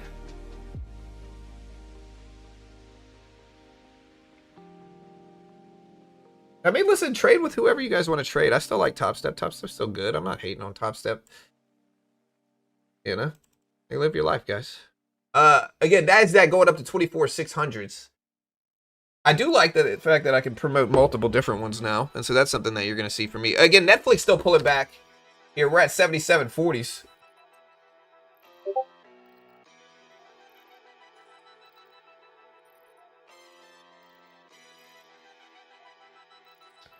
Oh, I think that was a joke.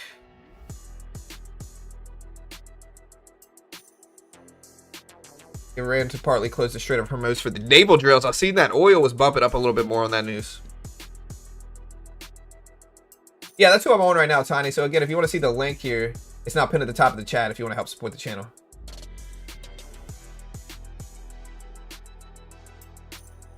You really should ask for likes. It hurts my feelings, guys. Stop it. All right, stop it. You know, my heart hurts. You know.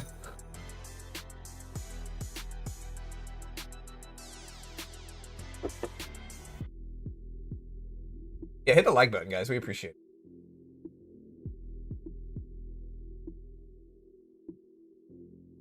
Shutdown comes. So again, we do have a shutdown right now. I don't think it's really affecting things, though. Is the president tweeting right now? Did the president just tweet? Hold on, let me check. Ads. Yeah, rest in peace to Jesse Jackson. President did a post.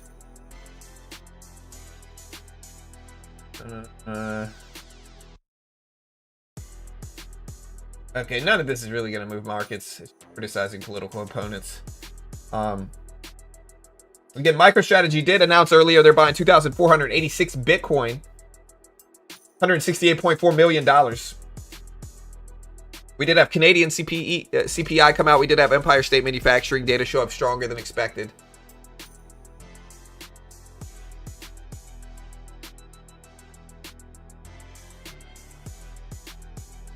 Hey,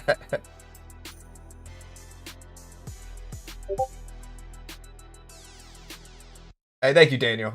You're a real one, Daniel. I appreciate it. Yeah, rest in peace to Robert Duvall, bro. I was just watching Open Range in Austin. In Austin, we had to watch old school TV channels. You know what? Open Range was on.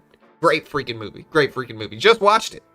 The next day, Robert Duvall passed. Rest in peace. You know, sad to hear.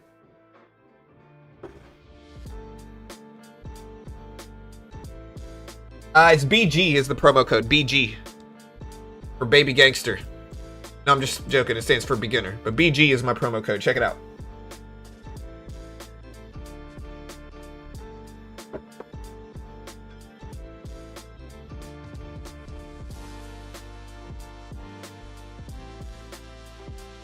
All right, guys. Again, 45 minutes until the market opens. 45 minutes. We'll see what happens. Will we get craziness at the opening bell? We've honestly had a lot of red this morning, although we are starting to bounce back. But a lot of red on these charts today. A lot of red on these charts. Remember, guys, some of the links I post are affiliate or sponsored links. I am not an investment professional. I am not liable if you lose money. You better make your own assessment and trade smart. Don't copy anything I do or say. Top three, 30% of the time I'm wrong every time. Traders right now, don't do it. Understand CFTC 4.41. And cheers to you guys.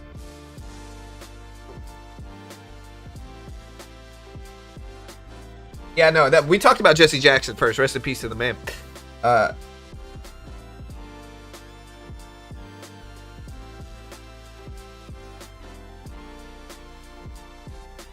It's my fault, Farmer? Maybe it is my fault.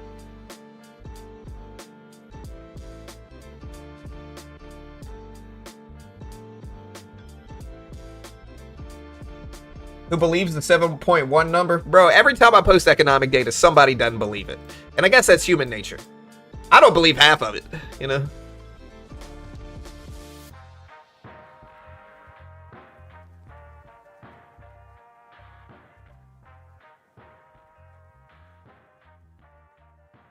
Market opens up in 45 minutes exactly. Apple's been going up. I'm surprised Apple's honestly down. If there's any stock I might buy, it's Apple as well. What's the PE ratio of Apple currently at 255?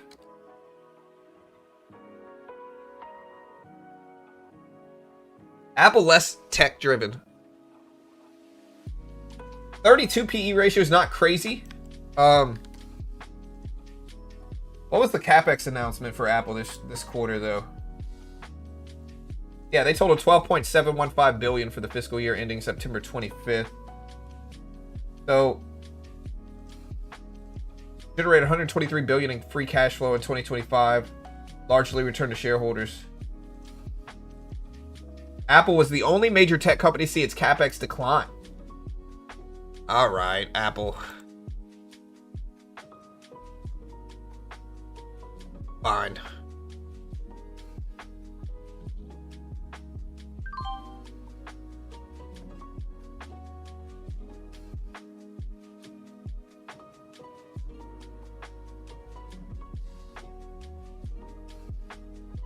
Apple's not super expensive. PE ratio of 30, 32 is not crazy expensive for Apple.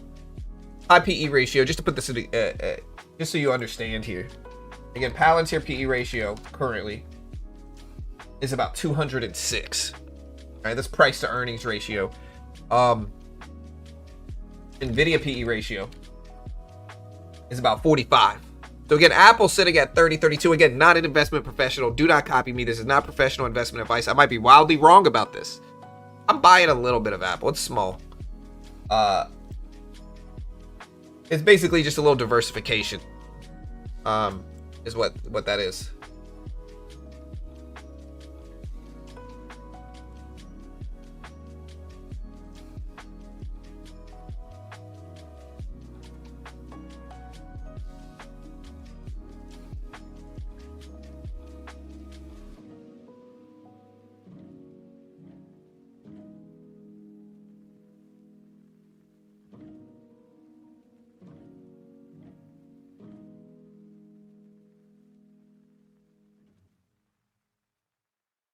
All right.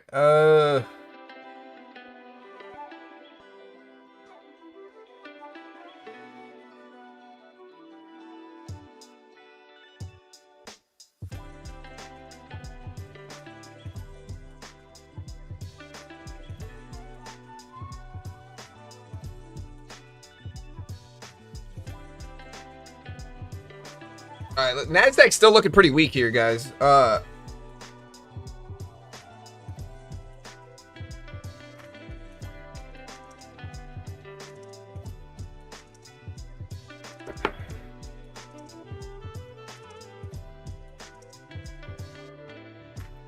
certain Bitcoin is going to freaking 30K. I called out the fall in last October. Maybe, brother. Maybe Bitcoin falls more. It's definitely possible considering the history of the last few minutes here. Bitcoin's been struggle. So yeah, it's definitely possible.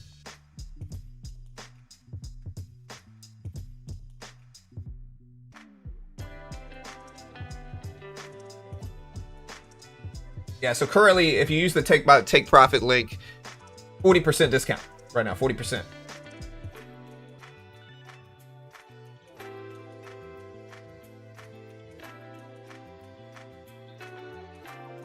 Nasdaq is next to crash. Yeah, I mean, I don't know. It's definitely looking a little scary again today. And this is heading into after last week. We had low inflation data, market still down. We had good jobs numbers, market still down. So maybe the market just doesn't want economic strength because of inflation fears. Maybe the market wants stimulation. And strong job numbers is less of that argument. Although, again, the low inflation data should open the door to more economic stimulus and potential rate cuts this year. But again, we'll see what PCE inflation does. PCE is the Fed's preferred inflation metric. It drops Friday along with GDP. I think it's quarter 4 GDP. It should be, actually. Yeah, so again, Friday, it is quarter 4 GDP data. It's expected for quarter 4 GDP at 2.8% for quarter 4, 2.8% GDP on Friday. PCE inflation, core is expected. Core is the big one with PCE. It's expected at 3% inflation, 0.3% on the month is what it is. So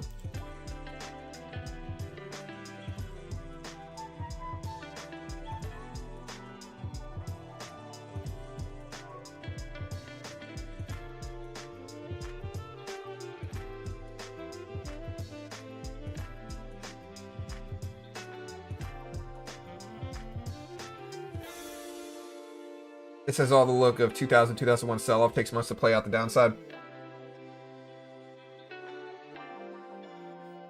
Market wants rate cuts. Yeah, I mean, I think kind of. I think the market's scared of both right now, and I think a lot of people are going to call the market a stagflation environment. Look at this jump here. This got to be news related, I'm assuming here. Look at this jump. Morgan Stanley says assumes coverage on North America large cap banks with an attractive view prefers Citigroup. Look at this jump in the Nasdaq all of a sudden here, guys. Look at this. Something happened here. Let me check stocks. Apple's jumping up. Nvidia's jumping up. Nvidia's up to 181.50s here right now. Look at the Nasdaq pop here. So this is some type of catalyst news.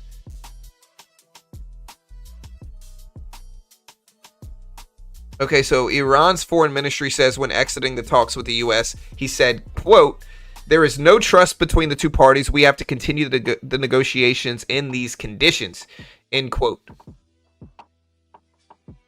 Again, something's moving markets right now. Look at this jump here. It looks like Nvidia news of some sort. Let me see if I can find it. Not anything recent. Let me see. Why is Nvidia jumping like this? Oh, look at this bounce here, guys. 24,690s. Citi reiterates a buy on Nvidia, sees second half of this year outperformance. Citigroup recommended adding shares ahead of expected AI-driven acceleration into this year and next year. So maybe this is what's boosting it. Again, Apple, Nvidia, tech, very green all of a sudden. Also, we had Iran's foreign ministry says we have reached understanding on main principles with the U.S. This might be driving. Let's see oil. If oil's falling down, then that's what this is. Okay, yeah, that's what this is. Okay, so this is breaking news regarding U.S.-Iran easing tensions between the U.S. and Iran. Iran's foreign minister says we have reached understanding on main principles with the United States. We also have the Fed's Goolsbee speaking right now, says there's been some progress and some points of warning regarding inflation. Want to see more information. But again, this news specifically is Iran's foreign minister saying that we have reached understanding on the main principles with the United States. Oil is down and the NASDAQ is jumping on this news here.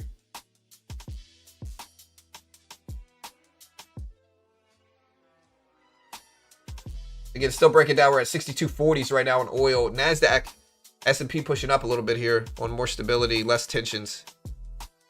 I'm actually green on the day in stocks now, which is good. Again, this is the news right now. Iran's foreign minister says we have reached understanding on the main principles with the United States. We are jumping.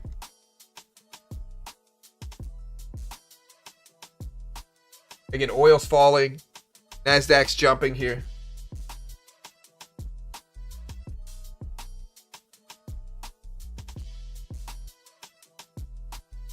Goolsbee also says that services inflation is, quote, not tame. He said recent headline inflation was partly pulled down due to base effects. This is the Fed's Goolsbee.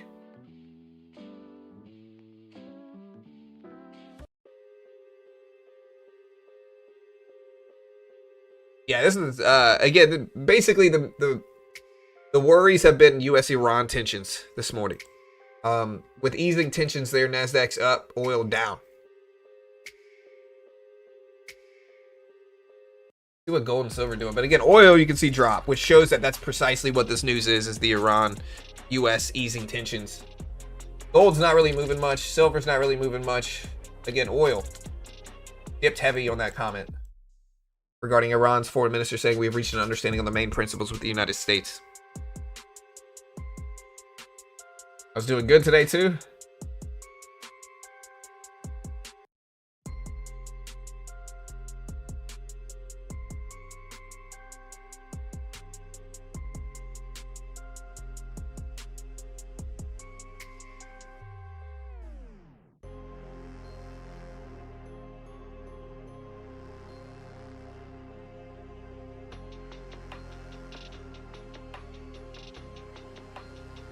All right, NASDAQ down to 62.60s here. Is oil a buy? Oil's a buy if you think we're going to have worse tensions with Iran in the Middle East. So, it just, nobody can predict the future.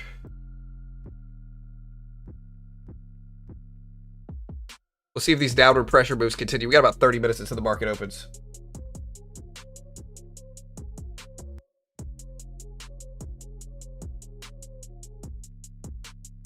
Again, I'm trading on Take Profit Trader right now. Take Profit Trader, they give you a demo, they test your skill, you pass the test, they fund you. It's the cheaper way to get exposed to day trading versus funding your own account thousands of dollars. It just doesn't make any sense to.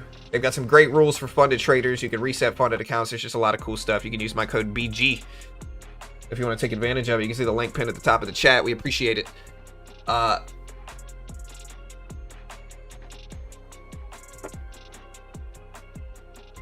Yeah, hit the live button next to the play button, guys. Again, we do have Goolsbee still speaking here. He might be moving things. I might actually buy this dip right now. This is the first buy of the day here. I've mostly been shorting right now. We bought the dip. If we get a bounce here. There we go. Quick little palp. I'll hold it for a second. We just got such a big bounce so fast here. Big bounce so quickly here. Right at my level. I'm going to cut it right there and just take profit. We're up a few hundred on the day here. So far, so good. So, John, what is your feeling on the market? Well, it's definitely red even with this bounce on the day here. You zoom out here. Again, you put up a 5-minute chart or something like that. It's still a red day in markets. We opened up around here. This light blue line right here is where we opened up. We're still below that. So, it's still a red day. You know, a lot of the time over the last few days, we've seen volatility pick up at the opening bell specifically here over the last few days. And so I'm thinking maybe we see something like that. I don't know for sure. The VIX is still elevated, which means volatility and fear are still high. And so I'm not sure what we get at the opening bell. We gotta wait and see here. We got the Fed minutes report Wednesday. We got PCE and GDP data Friday, jobless claims Thursday, and more. So we got stuff going on this week. Maybe the market's waiting for some of that stuff, but that's kind of where we're at now. And again, we don't have any 10 o'clock data today, I don't think. Let me make sure. Oh, we got durable goods. We got CB employment trends and the housing market index, but it's not really going to move things.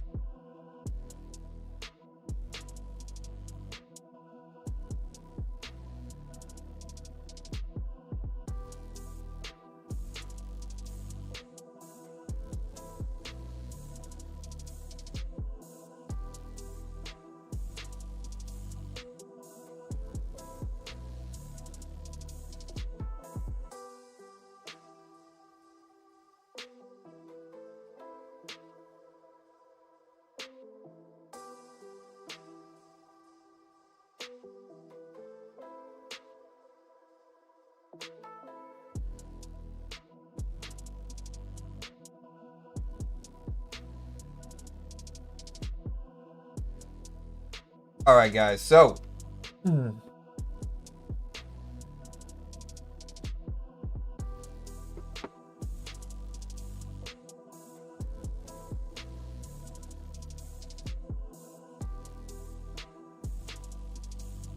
NASDAQ pulling back down here. A good thing I sold out of that position. Look at the NASDAQ drop. The NASDAQ spiked on this news, and then, markets might have seen something they didn't like here. Again, I see Iran's foreign minister still talking. He said there is good progress on talks with the U.S. Goolsbee is still saying services inflation stays hot, more rate cuts are possible. Tom Lee's Bitmine buys 45,759 ETH worth $91 million. Goolsbee is still speaking. He says services inflation is not tame.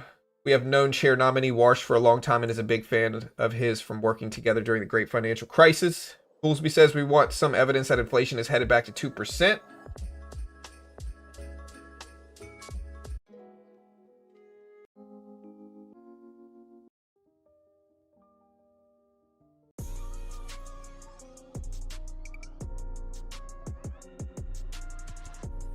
BG Baby Gangster. I'm from Louisiana. And so when I hear BG, I'm like, hey, that's Baby Gangster, the rapper. But most of you guys are probably too young to even know who that is. I don't think he's put good music out in a long time. Basically, I'm old, and I'm from Louisiana. But BG is beginner, That's why I chose BG. Again, there's 8 o'clock.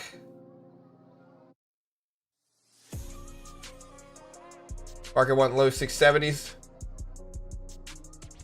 Yeah, this is a big fake out move here. We look at the 200 exponential that we bounced right here at 24,611s.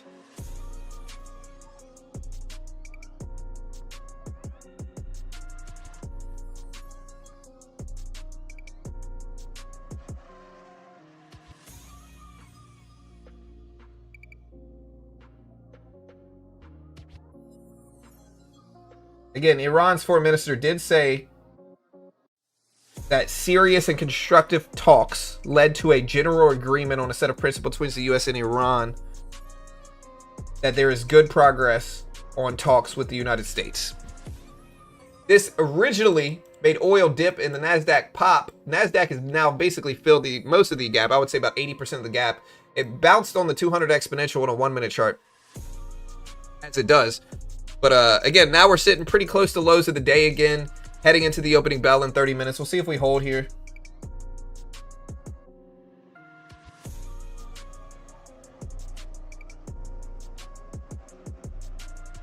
I'm a no limit man myself. Cash on the sideline. Silver and gold dropping. Yeah.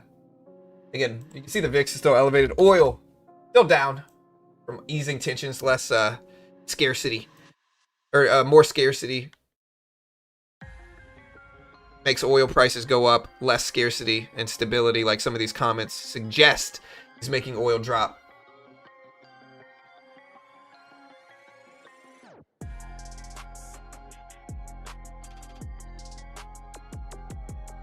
I'm from Baton Rouge, not New Orleans. I don't really know New Orleans super well.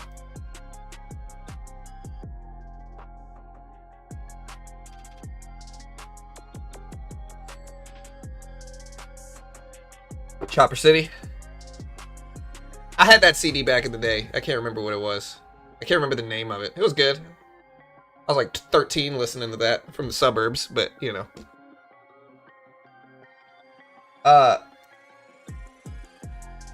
Alright, so again, Iran's foreign minister says date of next round of U.S. talks not yet decided. Iran and the U.S. have a clearer path to move forward.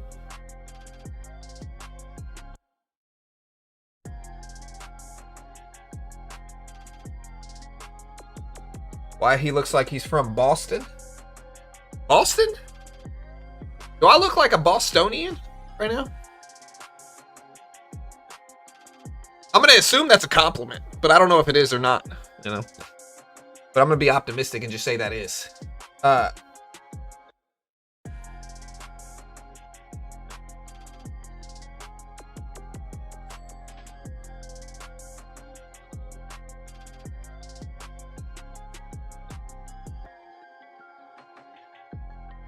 Is this news gonna smoke silver? No, silver didn't. Oh, it did smoke silver. You're correct. I didn't look at silver. I thought Yeah, I guess you're right. Silver dipping here.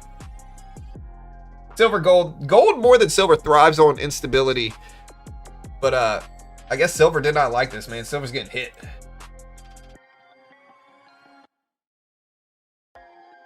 All right, so we did have Iran's foreign minister come out and say the date of the next round of U.S. talks has not been decided yet. Has not been decided yet.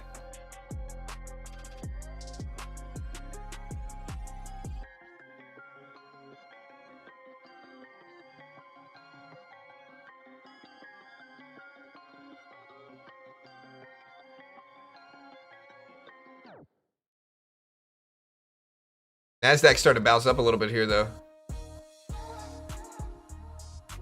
NASDAQ getting back up here, about to hit the volume weighted average price on a 1 minute chart. It bounced exactly. Again, guys, I know I'm like a broken record with this, but look at this level here. 200 exponential. Works again. I feel like I feel like I should tell you guys what works. And again, I can't guarantee anything works. But again, look at that. Exactly at the 200 EMA here. Exactly. If it works more than it doesn't, it can be an asset to day traders. And so.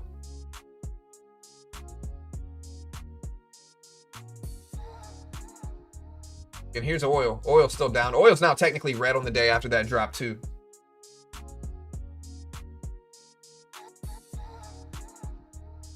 I've worked with over 10 different prop firms over the past 18 months. Take profit is currently my favorite. What's your main prediction on Nvidia beat earnings then flop out? I think Nvidia needs to beat and raise by a significant margin, while also not being hyper aggressive with capital expenditures. Like, I think they need a Goldilocks scenario, in my opinion. But maybe I'm wrong. You know, maybe by the time Nvidia drops earnings next week on Wednesday, maybe some of these fears are done. But I think Nvidia, considering the history, like, of everything else this earnings season, which a lot of stuff beat, raised, and still went down, I think markets are going to be incredibly strict on it. And so I think Nvidia needs a beat, raise, and then a reasonable capex. You know, what really is pushing down a lot of these AI names is the was it Amazon's capex was like 200 billion or something like that. And so high capex this year freaking people out.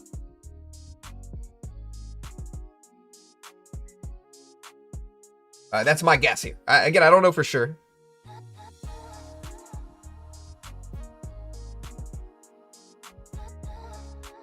Are you from Sault Ste. Marie? No, I'm from Louisiana. Both kind of French, you know, but no, I'm not from Canada. If I was from Canada, it would be more like, "You guys buying the NASDAQ, eh?" You know, that's not me. More like y'all are buying the NASDAQ, right? A different thing. Cheers. Like I said, I like Canada. I like Canadian people. They're great people. You know, cheers to them. But I am not from there. I can't handle the cold. If it's like 40 degrees, I'm freaking out. So I can't remember the last time Nvidia popped after earnings. Nvidia's been in a range as well. Nvidia at 181s. So Nvidia's been in a range. We'll see what we get at the opening bell in 23 minutes. But Nvidia was over 190s last week, rejected exactly at 193.60s. Came back down to 180s now. Now 180s is kind of a support level, I think, on the short term. I think a lot of people are going to be watching this 180 level. It's the low of the day today. It's a big whole dollar number. I think fear creeps in when we break under 180s. So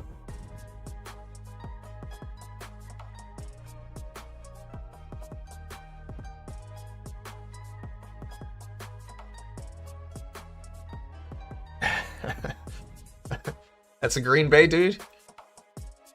Believe it or not, my grandmother was from, you know, I don't even want to say it, but you know.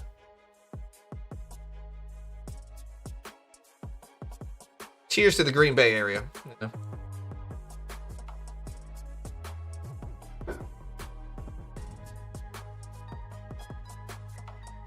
Amazon and Apple. We don't talk like that.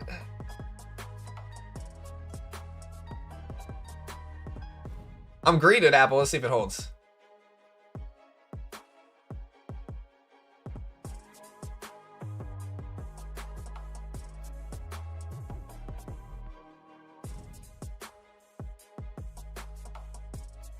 She's not from Canada. She's from the Boston area, I think. I think she's from Massachusetts. I don't think it's Boston necessarily, but it's somewhere around there. Rest in peace to my grandmother, you know. Y'all better say nice things now, you know. Gold is bouncing. Is it? Gold is bouncing. Look at gold. Went all the way down to 48.50s, back up to almost 49.50s. The gold filling some of this gap. Apple is green relative to where I bought it. The NASDAQ back up to the VWAP here, but we're kind of getting pushed in between both of those.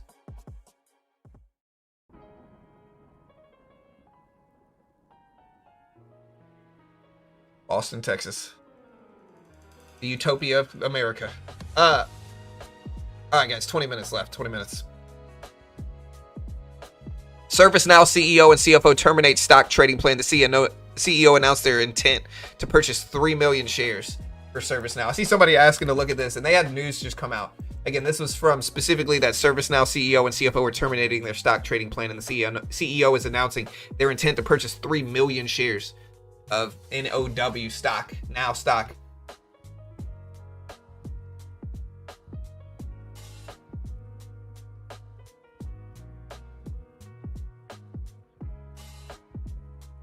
So you are Irish? I mean, my last name's London. London.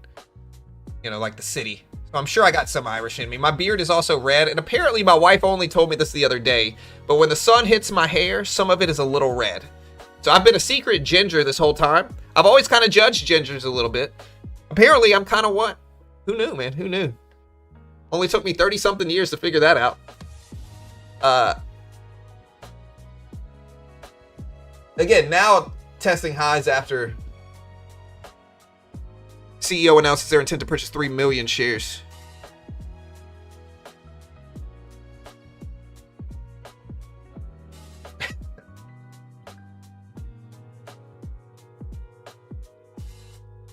All right, guys, we got 19 minutes left. 19 minutes left.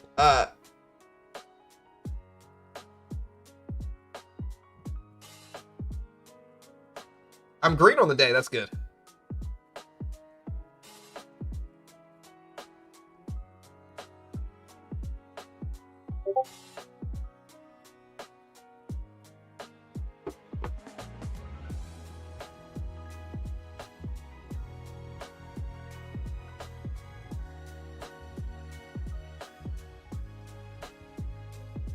Again, look at gold and silver drop, man.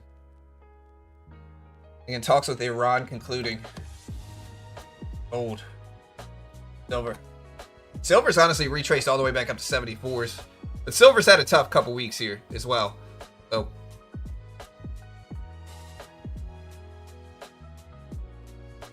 Again, oil. Still scary right now. 270s.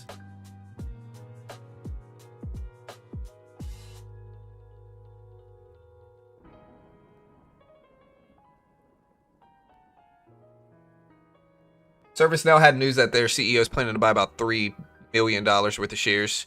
They also terminated their stock trading plan.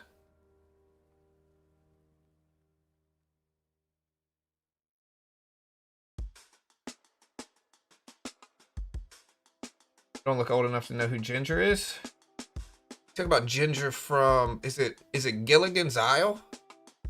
Where's Ginger from? I recognize the name. I grew up on Nick at Night. Okay, you know. So after like 9 o'clock, I Love Lucy came on, a bunch of other stuff, you know. Can't remember who's Ginger though. I am too young for that.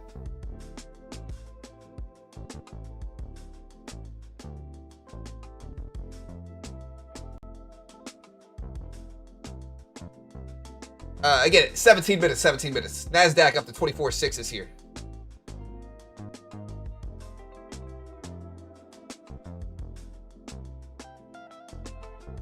Do you track to see how much the chat polls are ultimately right? There are cool studies and experiments concerning mass opinion. Look, it's all love to the chat. Okay, it's all love. I'm gonna preface this saying, or I'm gonna preface what I'm about to say with it's all love. But most of the time, especially if we're talking about individual stocks, the polls are very predictable. And what it really is that if we're talking about individual companies, almost always the polls are bullish. right? Like, is this stock going to go up? You know, almost everybody's voting yes. If we're talking about the broad market, it depends on what's going on that day. But individual companies, the polls are usually bullish. It's kind of optimistically bullish on individual companies. It just depends on what the question is, though.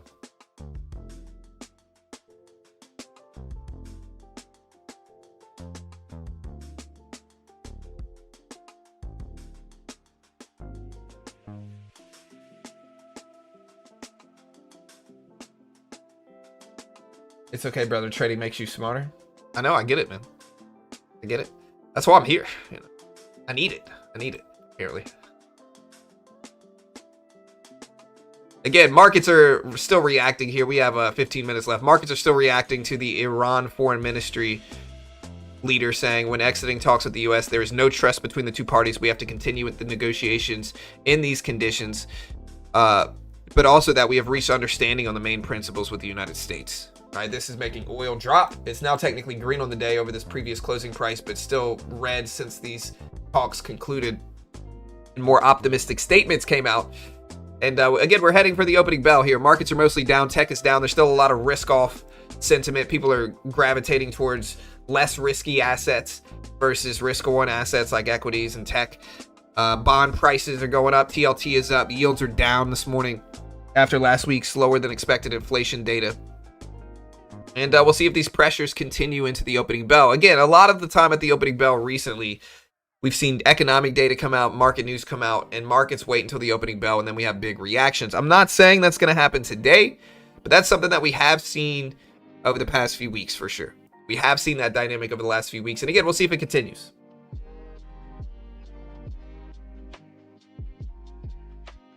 What do you think is going to happen to Zillow? I don't know. Zillow's difficult to predict, I think. Zillow might run into increasing competition elsewhere in other avenues, but it's also big, has a lot of data, has a lot of reach, and so I don't know.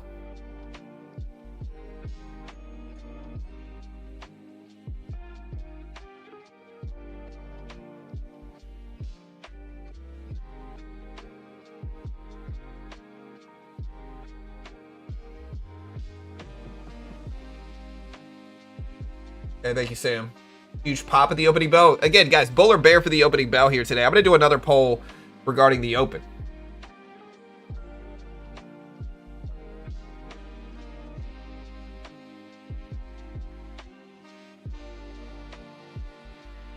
Are you bullish or bearish for today's opening bell here? You can see our previous poll did 57% bearish, 43% bullish, over 1,000 votes.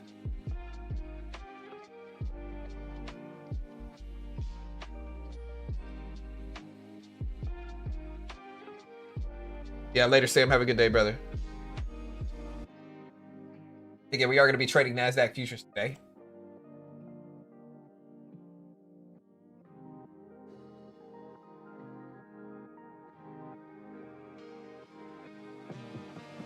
Retest 20,000 this year. Today is a good day to wait.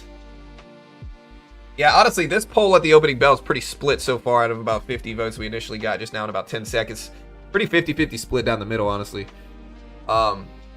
Again, we are going to be trading at the opening bell. We'll see what we get today. We are green. We had a couple $100 today trading. I'm learning Tradeovate again. I haven't traded on Tradeovate in a minute. I'll probably end up getting Quant Tower, though. I like Quant Tower a lot more.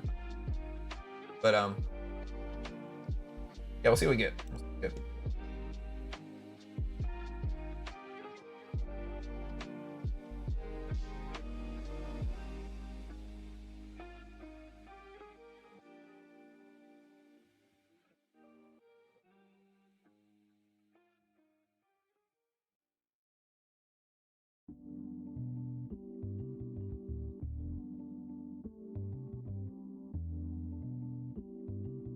We've had pretty good trading today. Oil right around the previous closing price, and honestly, the NASDAQ hasn't really moved much.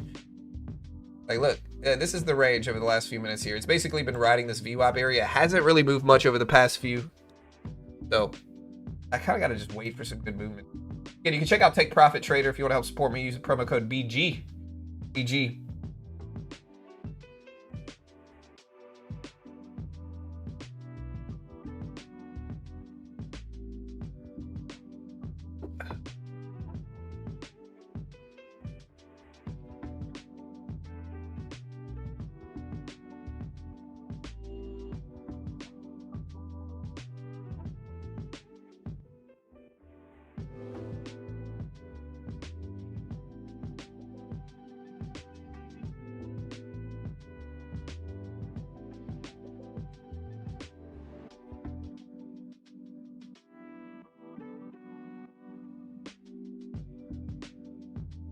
I've traded Quant Tower a lot. I really like Quant Tower. Yeah,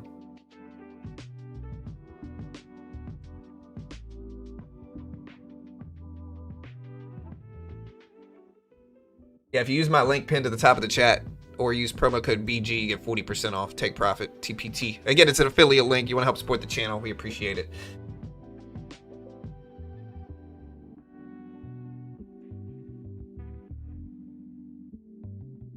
Drinking a Ghost energy drink.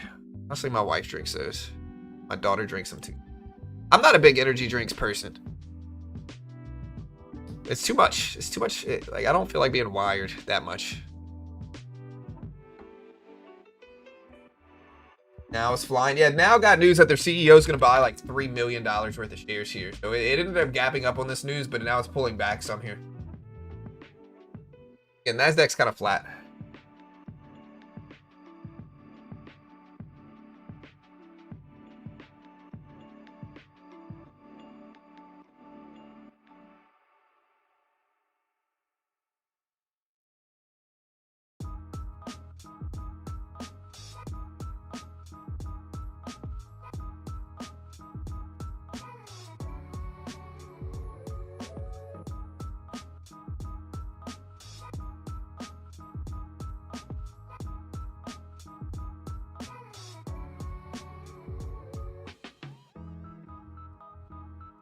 Nasdaq's just not moving though. Nvidia did bounce back, hit 180s. Again, I'm watching 180s on Nvidia. I want to see if that level holds. We'll probably day trade some stocks today too, realistically.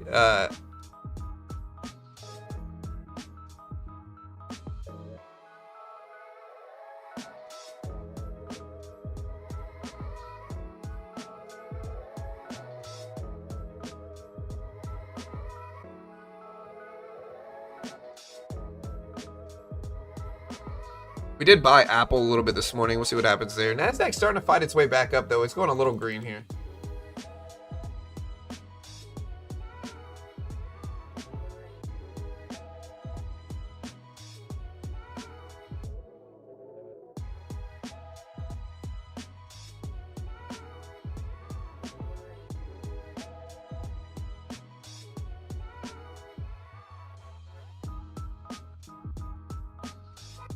You guys red or green so far today? You know. I think SPY data is baked in a little bit. I'm not sure, man. I think if you look at the S&P, a little bit less tech centered. Still red on the day though with everything else. NASDAQ is more red, but S&P still red nonetheless. I'm watching that previous closing price. If you look on the left side of the screen, you can see the S&P has tested that previous closing price number at 68.45s, like a decent amount of times here. And so my friend Britt says $61 is a good price for oil. The companies make money and prices stay pretty low. Yeah, it's a good price for consumers. The oil companies would probably rather 68, 67. If it's too high, it discourages buying of oil, right? If it's too low, their margins are affected. And so the sweet spot's really about $67 a barrel for the oil companies. For the consumers, probably low 60s. You're probably right. What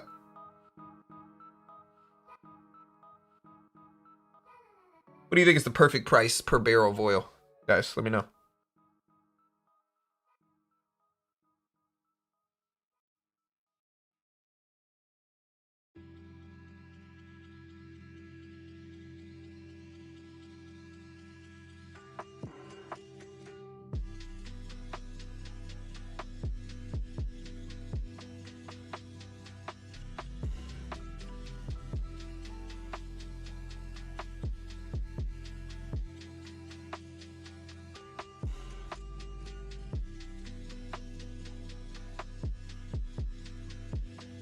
All right, guys. So again, Nasdaq started to break back down under the VWAP.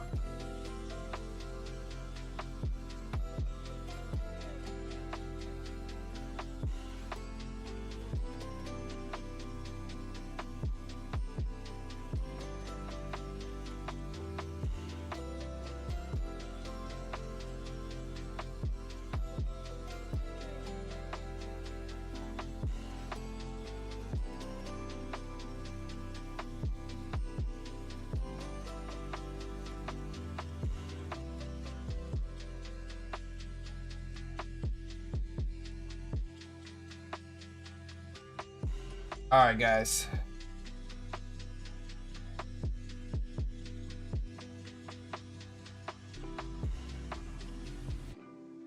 Again, I'm waiting for the opening bell here. We have 5 minutes left. 5 minutes left. And again, the Nasdaq's starting to fall back down. E-mini is as well here. I don't see any breaking news. Again, it's a holiday shortened week here, but Iran's foreign minister says explicit reference to possible use of force by the United States must be brought to an immediate, unconditional end.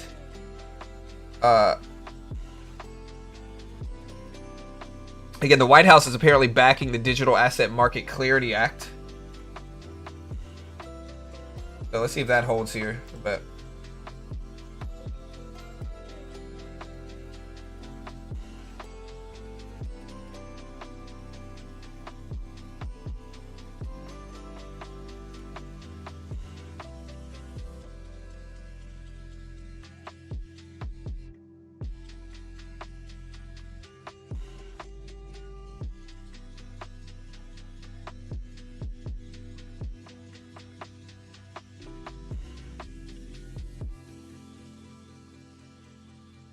all right, guys, here we go.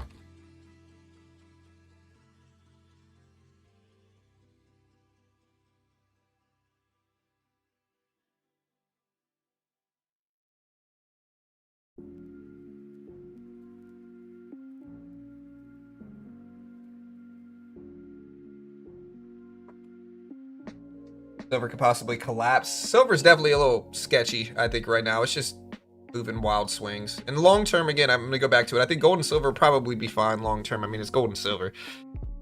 Tech uses silver for stuff.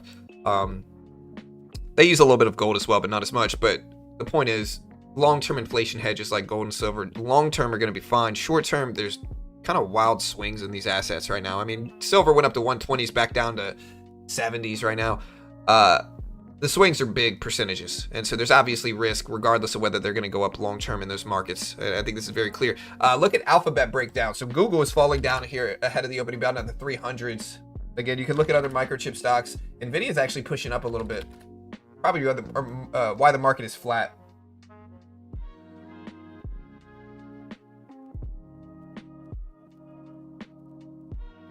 Again, Iran's foreign minister says a new window of opportunity has opened and we are hopeful negotiations will lead to a sustainable and negotiated solution. Here's oil. Guys, oil's still kind of stagnant.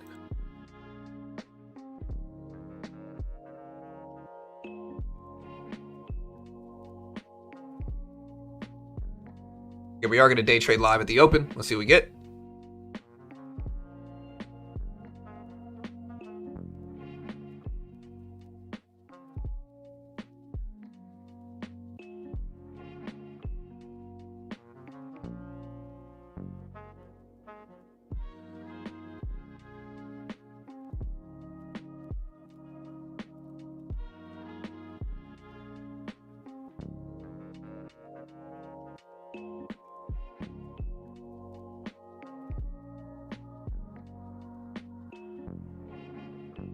Short term, yeah, Google dipped a little bit. Although look at Apple pop here, guys. So maybe me buying Apple. I bought Apple earlier this morning. Look at Apple jump here, 257s right now, 258s on Apple. So Apple's jumping up ahead of the opening bell in about a minute and a half here. Again, people might be hedging with Apple. That's why I bought it this morning, is because Apple's less tech center, less AI focused, and less capex in AI, and actually had one of the only Mag 7 companies that had decreasing capex relative to previously. So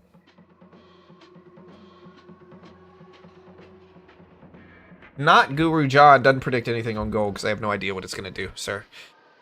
Top 3 lease guru guy in the world right now. All right, guys, here we go. We got the opening bell in 1 minute here. 1 minute.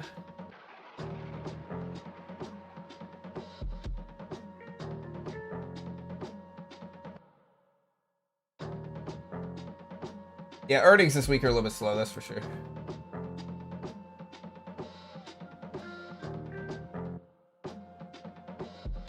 Again, Apple popping up a little bit at the opening bell.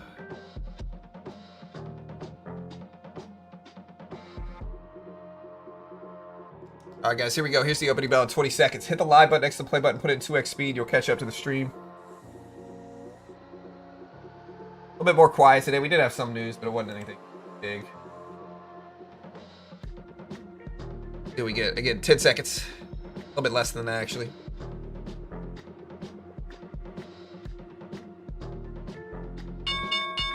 Here's the opening bell. NASDAQ is up at the opening bell here. A little bit, at least. It doesn't mean it's going to hold, but the NASDAQ did jump originally at the open. Apple basically faded right back down here. Alphabet just broke lows of the day here, under $300 a share for Alphabet. NASDAQ's still trying to hold here, though. A little whippy at the open.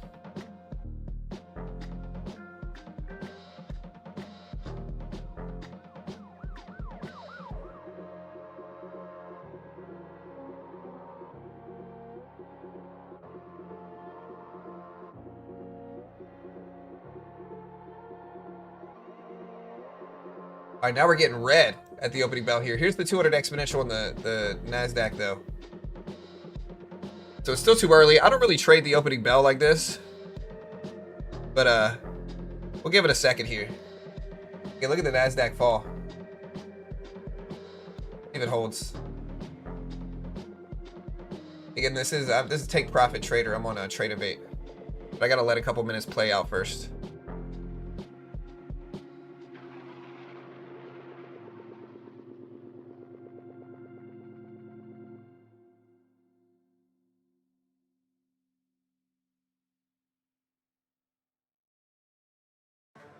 All right, now we're basically rebounding all the way back up here on the NQ. NASDAQ's pumping here. PayPal is up pretty big on the day, too. That's nice.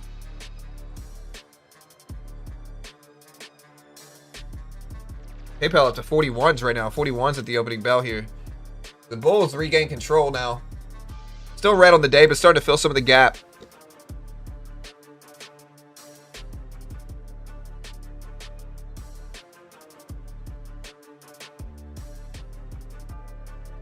Looking at our poll here, 52% are bearish, 48% are bullish. Again, there's Apple breaking highs again here. It looks nice.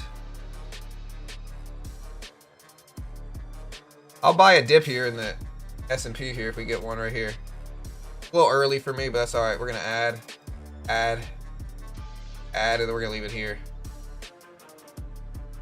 We got a very large cushion on the day, so I do want to see if this holds.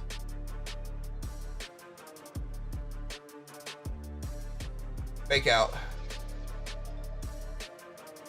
I'm not going to add any more to this. I do want to see if we retrace back up there, though. There we go. I'm going to take half of that off just to protect. Now maybe we'll add to it if we can. Down here. There we go. Some of that off. Yep, take that off too. Yep. I'll take that off as well up here. Eesh. Volatile price action at the opening bell. We made money on that trade, but it wasn't a lot.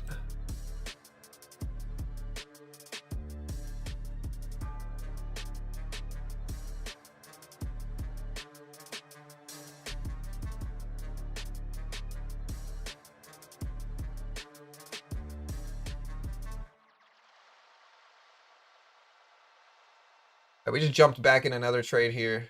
Contracts. We might add a little bit more. I just want to see if it starts pushing up. I might actually average into it. But we'll give it a second.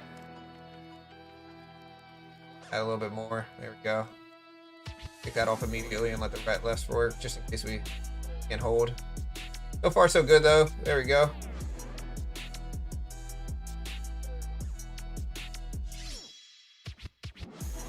I'll hold this break even. I want to see it break over the highs, but if it can't, I'm going to get out before it breaks down. There we go. There we go. All right, we're going to cut it up there. All right, so far so good. Look at Apple. Again, we bought Apple this morning. NASDAQ finally ripping up here.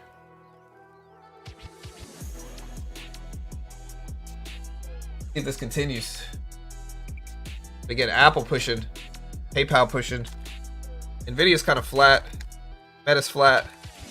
Alphabet's green on the day. So we are filling some gaps on the upside now. So.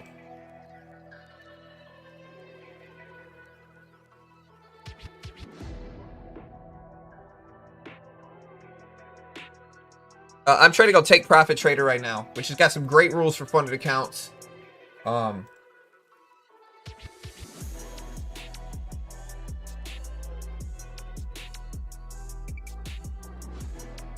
Yeah, you can have up to 5 TPT accounts at any time. You can reset funded accounts on there as well. Just a lot of cool stuff. You can use promo code BG or look at the link pinned to the top of the chat. Alphabet's still rising fast here. Again, NASDAQ up to 24.7s. NASDAQ just went green on the day. The NASDAQ's up to 24.8s almost. Just under 24.8s. It is technically green. Now it's not. But it looks like it wants to hold. Filling some of this gap on the upside here. Again, essentially what is leading this is that there's more stability with U.S.-Iran talks in the Middle East. Basically, they think the talks went well, and more stability is making people more optimistic. Oil prices are down. The oil prices have retraced some from this news. That's basically what's driving this market action so far, as well as probably extension on the downside. It doesn't mean it's going to hold. This move is not big enough to where it's not going to... It can't pull back here.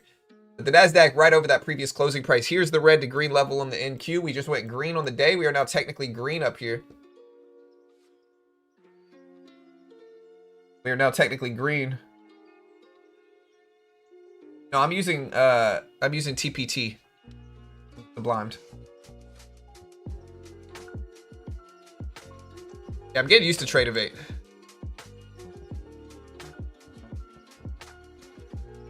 Okay, we're up to 268. Good profits today, 268. I gotta figure out how to show these on this.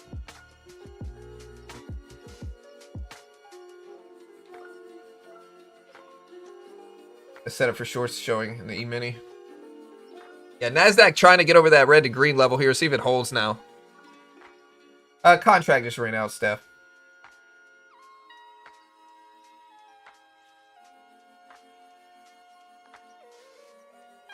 Again, Alphabet filling the gap on the upside, back up to 304s, 305s.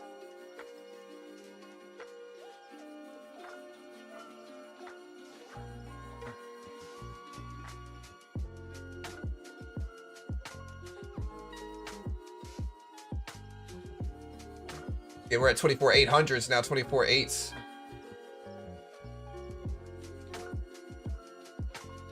Bull or bear right now, guys, in the chat. Bull or bear. We're about 7 minutes into the day.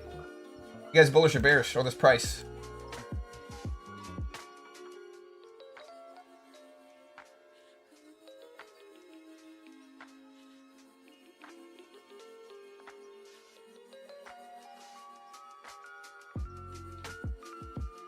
Oil rebounding a little bit here as well, though.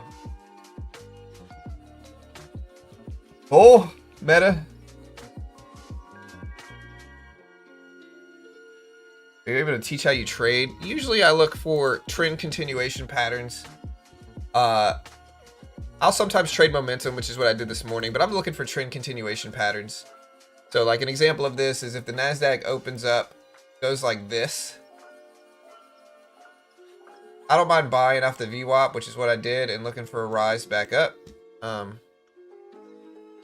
Bitcoin just turned to the downside. Look at Bitcoin here, guys. Look at Bitcoin at 67.8. Bitcoin just dipped here. This.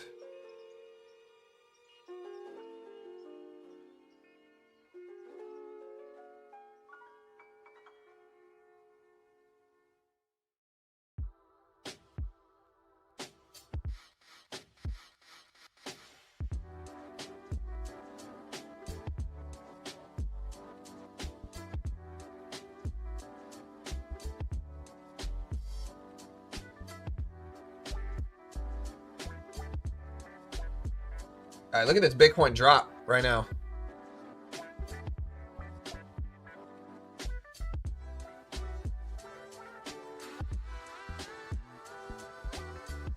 Nasdaq trying to hold that previous closing price here. Again, previous closing price is right at the bottom here.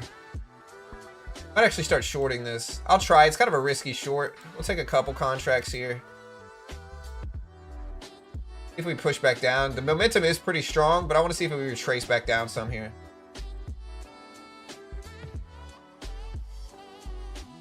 There we go. There we go. There we go. One more. Now we'll get out break even on that last little guy. All right, so we're up to about 330 in profits today.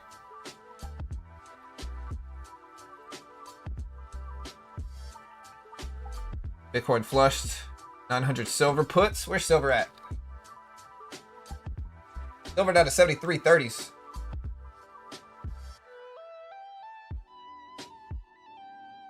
And currently the bears are winning 53%, even though we pushed up mostly at the opening bell.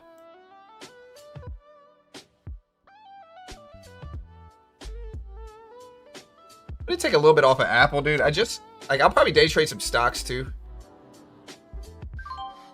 Just gonna lock in some profit there. Look at silver coming down here. Where's Nvidia? Nvidia's up to 183 here. Should we day trade this again? I've had pretty good results day trading Nvidia.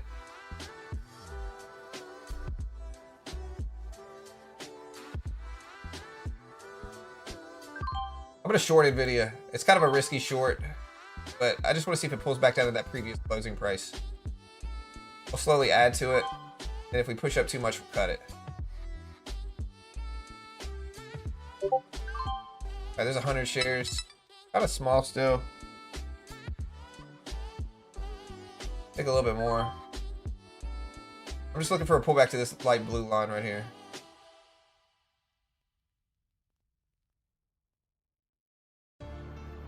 There's 200 shares, and we'll leave it at that. Go. Cut it. There we go. Cut it.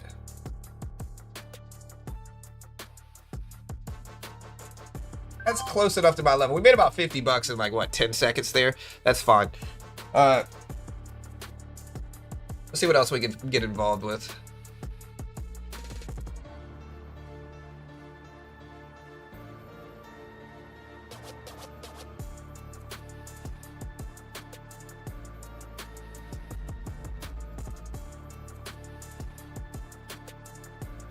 John, the VWAP Fade Cup is what gave me my long setup. Hey, nice. Old school VWAP Fade Cup, man. Those cups.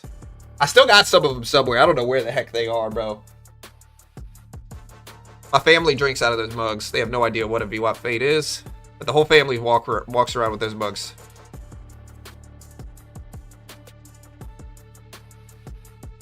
All right, so here's that pullback that we called. Apple's still pushing up though. That looks good. Alphabet pulling back down a little bit here. On stocks, I'm in Toss, Thinkorswim, Schwab.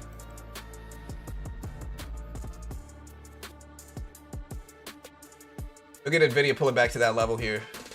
Maybe I should have held, but it's all right.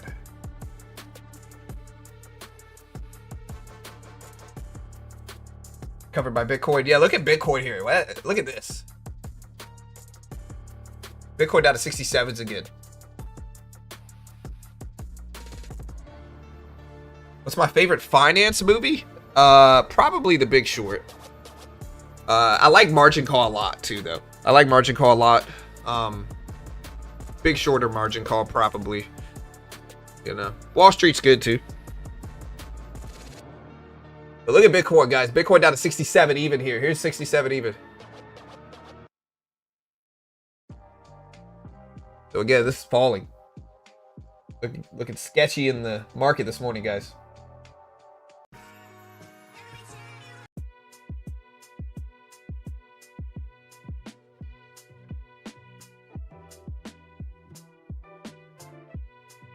$4,200, John. I'm thinking about pulling now, getting sweaty. $4,200 and what? $4,200. You gotta be talking about What asset are you talking about? 4,200. Trying to think of what asset would be 4,200. It's not gold anymore.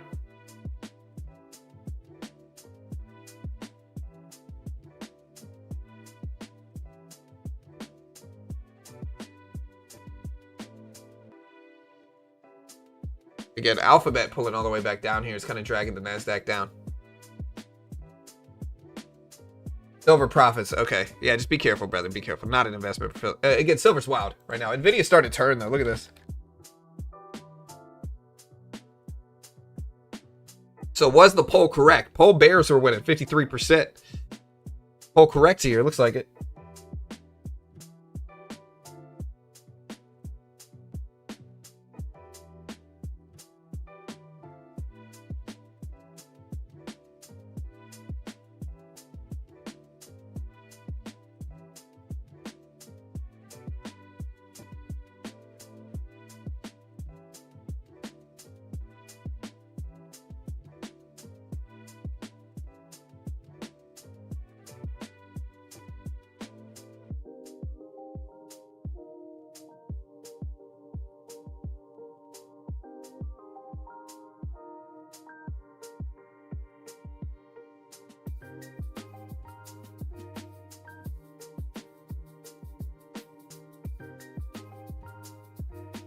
All right, guys. So again, we're seeing the NASDAQ correct. We're seeing silver correct. Alphabet correct to the downside. Other tech is also pulling back here. Specifically, Microsoft starting to dip. Again, here's Alphabet falling down. Nvidia and other microchips have corrected to the downside as well here. So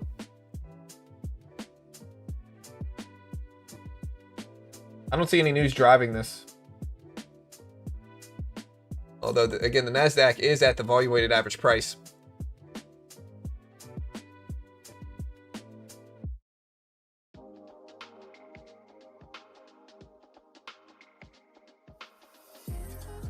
He's trading shares. How much did you just invest in Nvidia for $50? In my head, wouldn't it cost less for an option contract, and that would risk less capital? Am I wrong? It depends on how you look at it, right? I look at it like this. Nvidia is not going to zero while I'm holding it.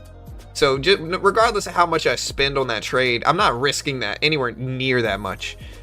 And if Nvidia did go to zero, I got a lot bigger problems than losing whatever I invested into that trade, to be honest. But again, Nvidia's not going to zero with it. My risk was probably on that short over the high of the day up here at like 184s. So whatever that is calculated, I don't know how many shares I got. I think I got a couple hundred. But the point is, it's what's called a scalp in markets. Apple just broke highs again, got up to almost 260s.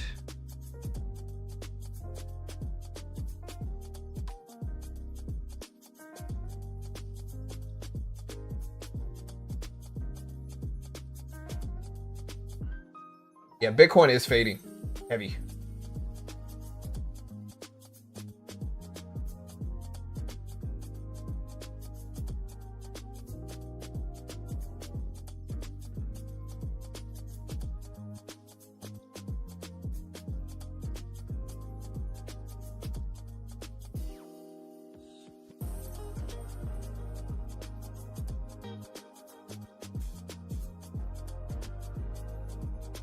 Look at Bitcoin. Under 66, under 67s now. It's at 66.9s for Bitcoin, fading down here.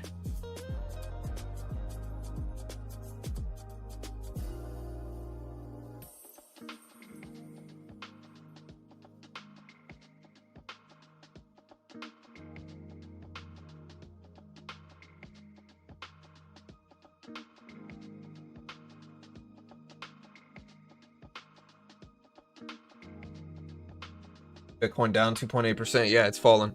I don't see any news for it either.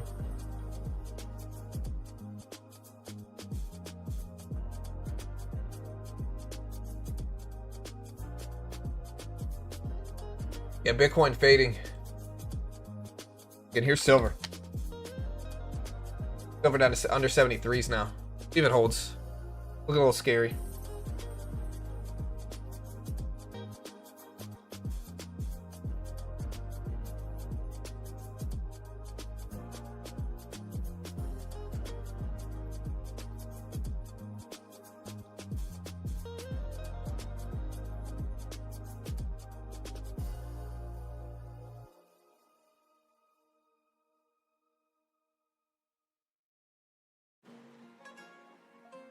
Yeah, Bitcoin. This is a 5-minute chart too. I'm sure a 1-minute chart looks a little bit scarier here. Retested 67s on Bitcoin though. Let's see if it holds.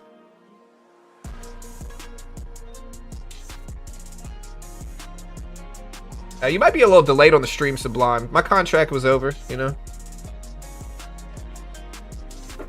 Yeah, the VIX probably up a little bit now. Silver getting ready to test the lows of the day at 72.20s here for silver. Look at silver. Lows of the day down here.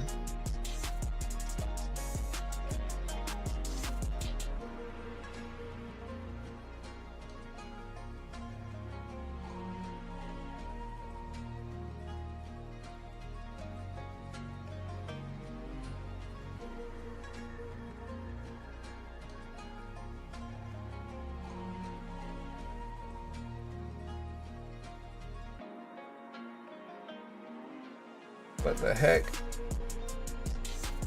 Oh. All right, look at NASDAQ breaking down here, looking weak. I will short a bounce here in the NASDAQ, even though we've made a lot of money already today. I will short a little pop back up here. If we retrace up to this, I'll short it. But we might not get that retracement here, because this breakdown is looking fast on the NASDAQ.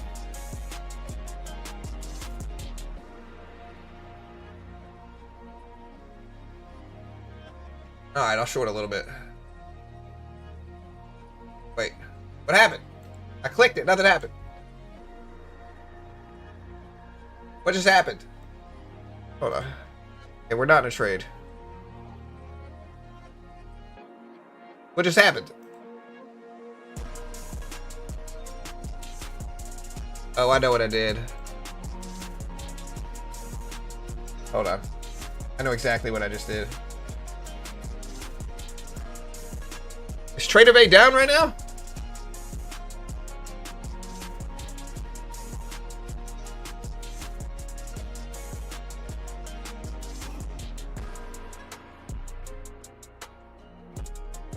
I was trying to short this move, man. I would have caught it.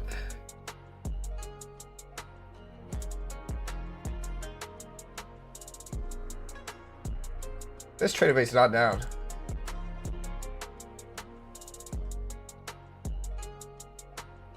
Oh crap, I am in a position here and somehow I'm up. I'm in 8 contracts, bro. What the heck? What's going on, dude? Alright, we're gonna start scaling out of these contracts. It might have helped me being stuck in this. I might have just had a little lag here. Alright, we're out because that was too scary. And we are at $400 on the day.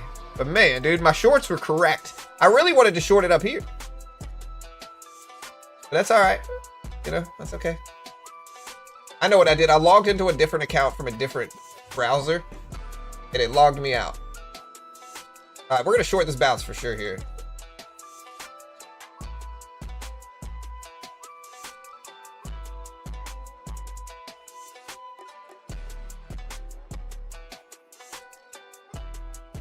We will add to it, even though we got 1 contract and we're green now. I'm gonna add to it on a bounce though. There we go. All right, we're green. Breakdown continue.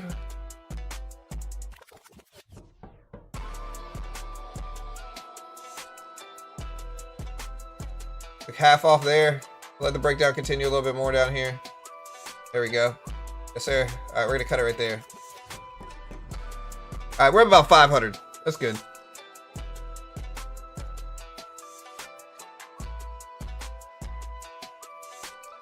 Isn't this job today normal? I swear this happened every time before the Fed meeting minutes tomorrow night. I don't know if I consider anything normal.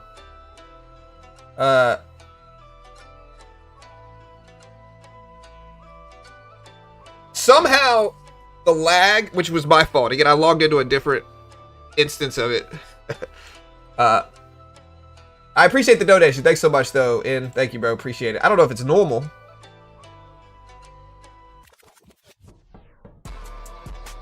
Again, NASDAQ breaking down here, getting ready to test the lows of the day as we speak here.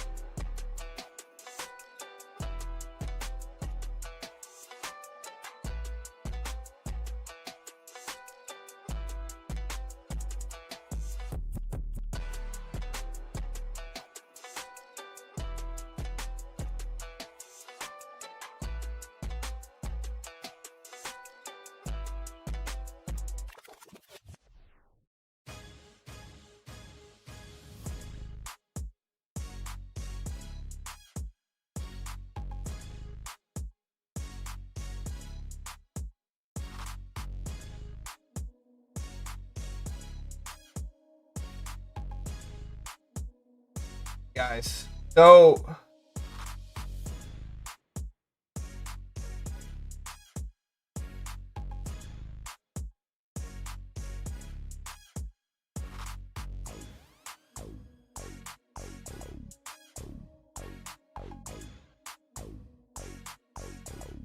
NASDAQ still cracking lows at 24.5s right now. And I think 24.5 is probably a pretty big psychological level here. Let's see if it holds.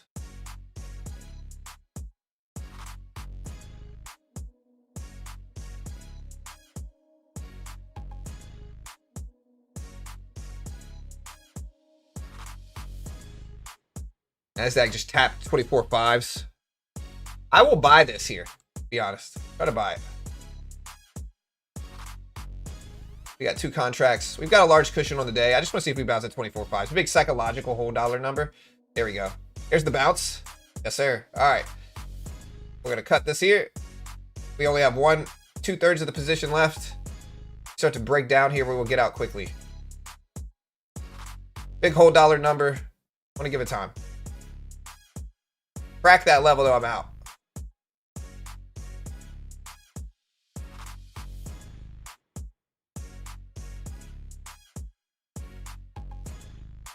Testing it again. I'll let the test happen. We get a fake out liquidity grab on the upside here.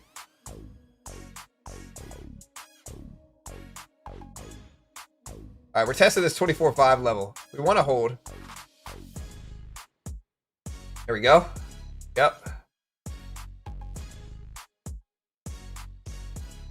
There we go.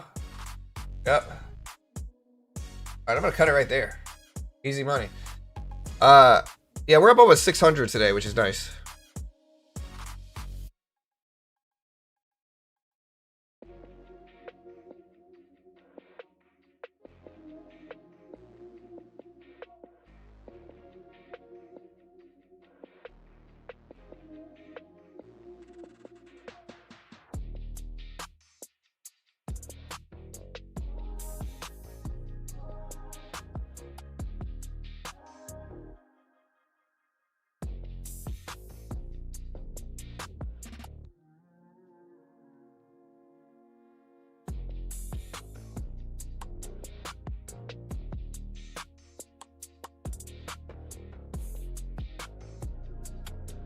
Yeah.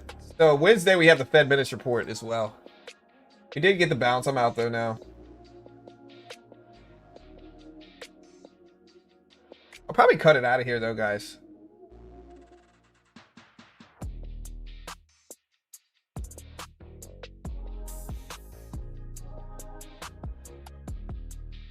Why do you buy and sell the market? Because I need to get in and out fast. Bids can get in and out fast, but they're not guaranteed. I'd rather a guaranteed fill with slightly more slippage than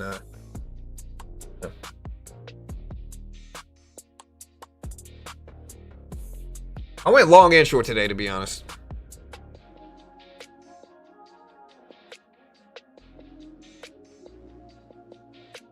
I'll take it. Green is good. I've been trading all morning, brother. I'll probably cut out of here though, guys. Listen, if you want to check out Take Profit Trader, great way to learn. Super nice rules for trading. Once you're funded, you can reset. A lot of great rules. Again, check it all with them. You want to confirm it all with them. They're an affiliate of mine. Use my promo code BG, or you can use the link pinned at the top of the chat. I appreciate the love.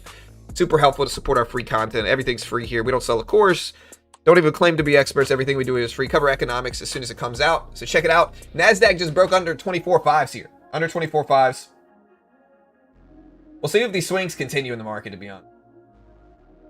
Again, today's a little light. I think tomorrow we actually might have durable goods or something like that. So we might have something tomorrow as well. Let me check. But we'll see if the crazy swings continue here. Tomorrow we have housing starts, building permits, durable goods. We have the home builder confidence index dropping right now. We got something, but I don't think it's big, but I'll cover it. It drops in about 3 seconds, actually.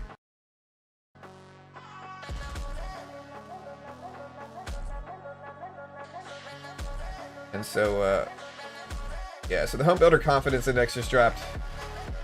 It showed up at 36 versus 38, a little bit weaker than expected. I don't think this is going to move markets. but it's something. Again, housing market index 36 versus 38. Previous was 37. A little bit weaker. But anyways, guys, I'm cutting out of here. Good luck. I'll see you guys tomorrow. Y'all be safe. Be safe. Later, chat. Have a great day.